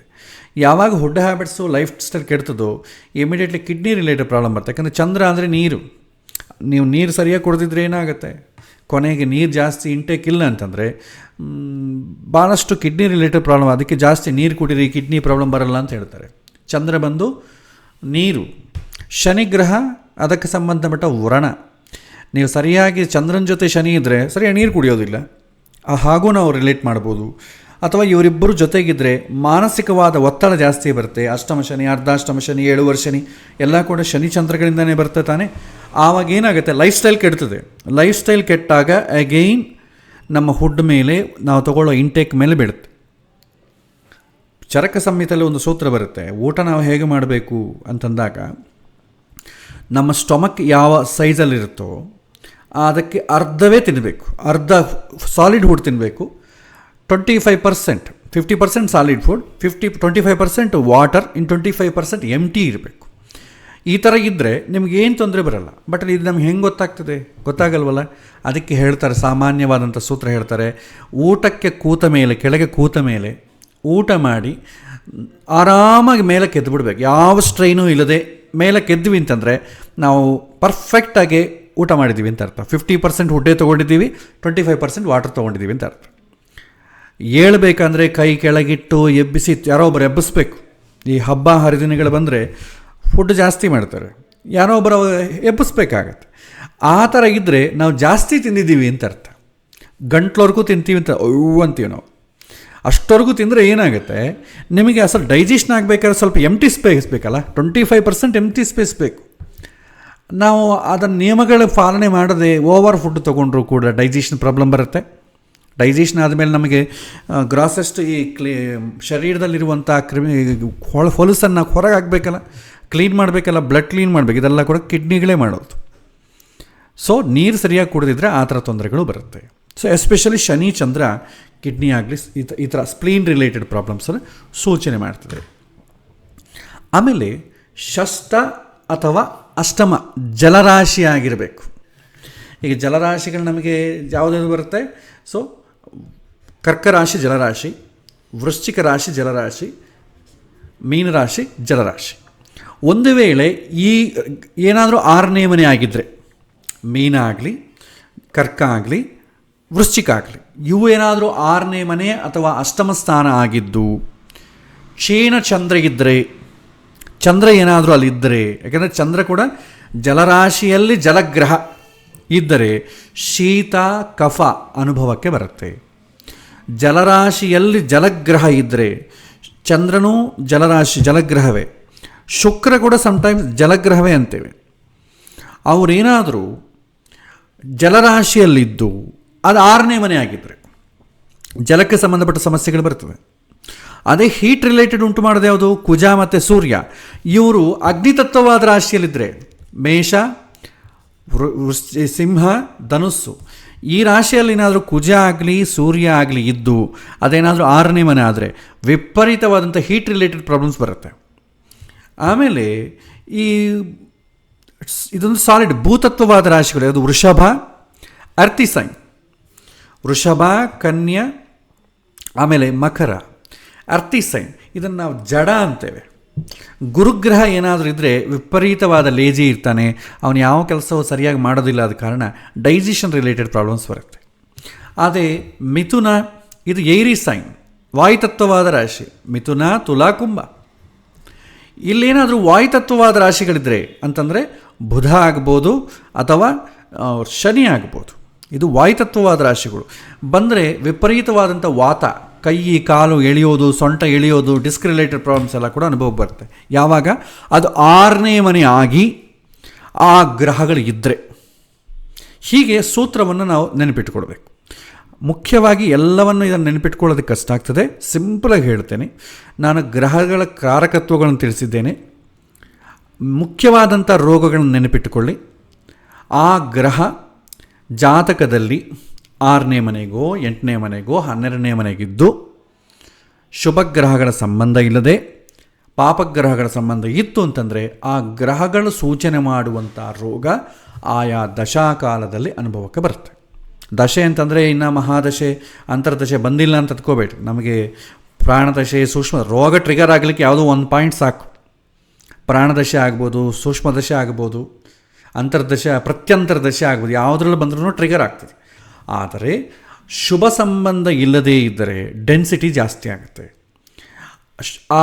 ಅದೇ ಸಮಯದಲ್ಲಿ ಲೈಫ್ ಸ್ಟೈಲು ತುಂಬ ಕೆಟ್ಟದಾಗಿದ್ದು ನಾವು ಆಹಾರ ನಿಯಮಗಳು ಫಾಲೋ ಆಗದೇ ಇದ್ದರೆ ಇನ್ನೂ ಜಾಸ್ತಿ ಡೆನ್ಸಿಟಿ ಆಗ್ತದೆ.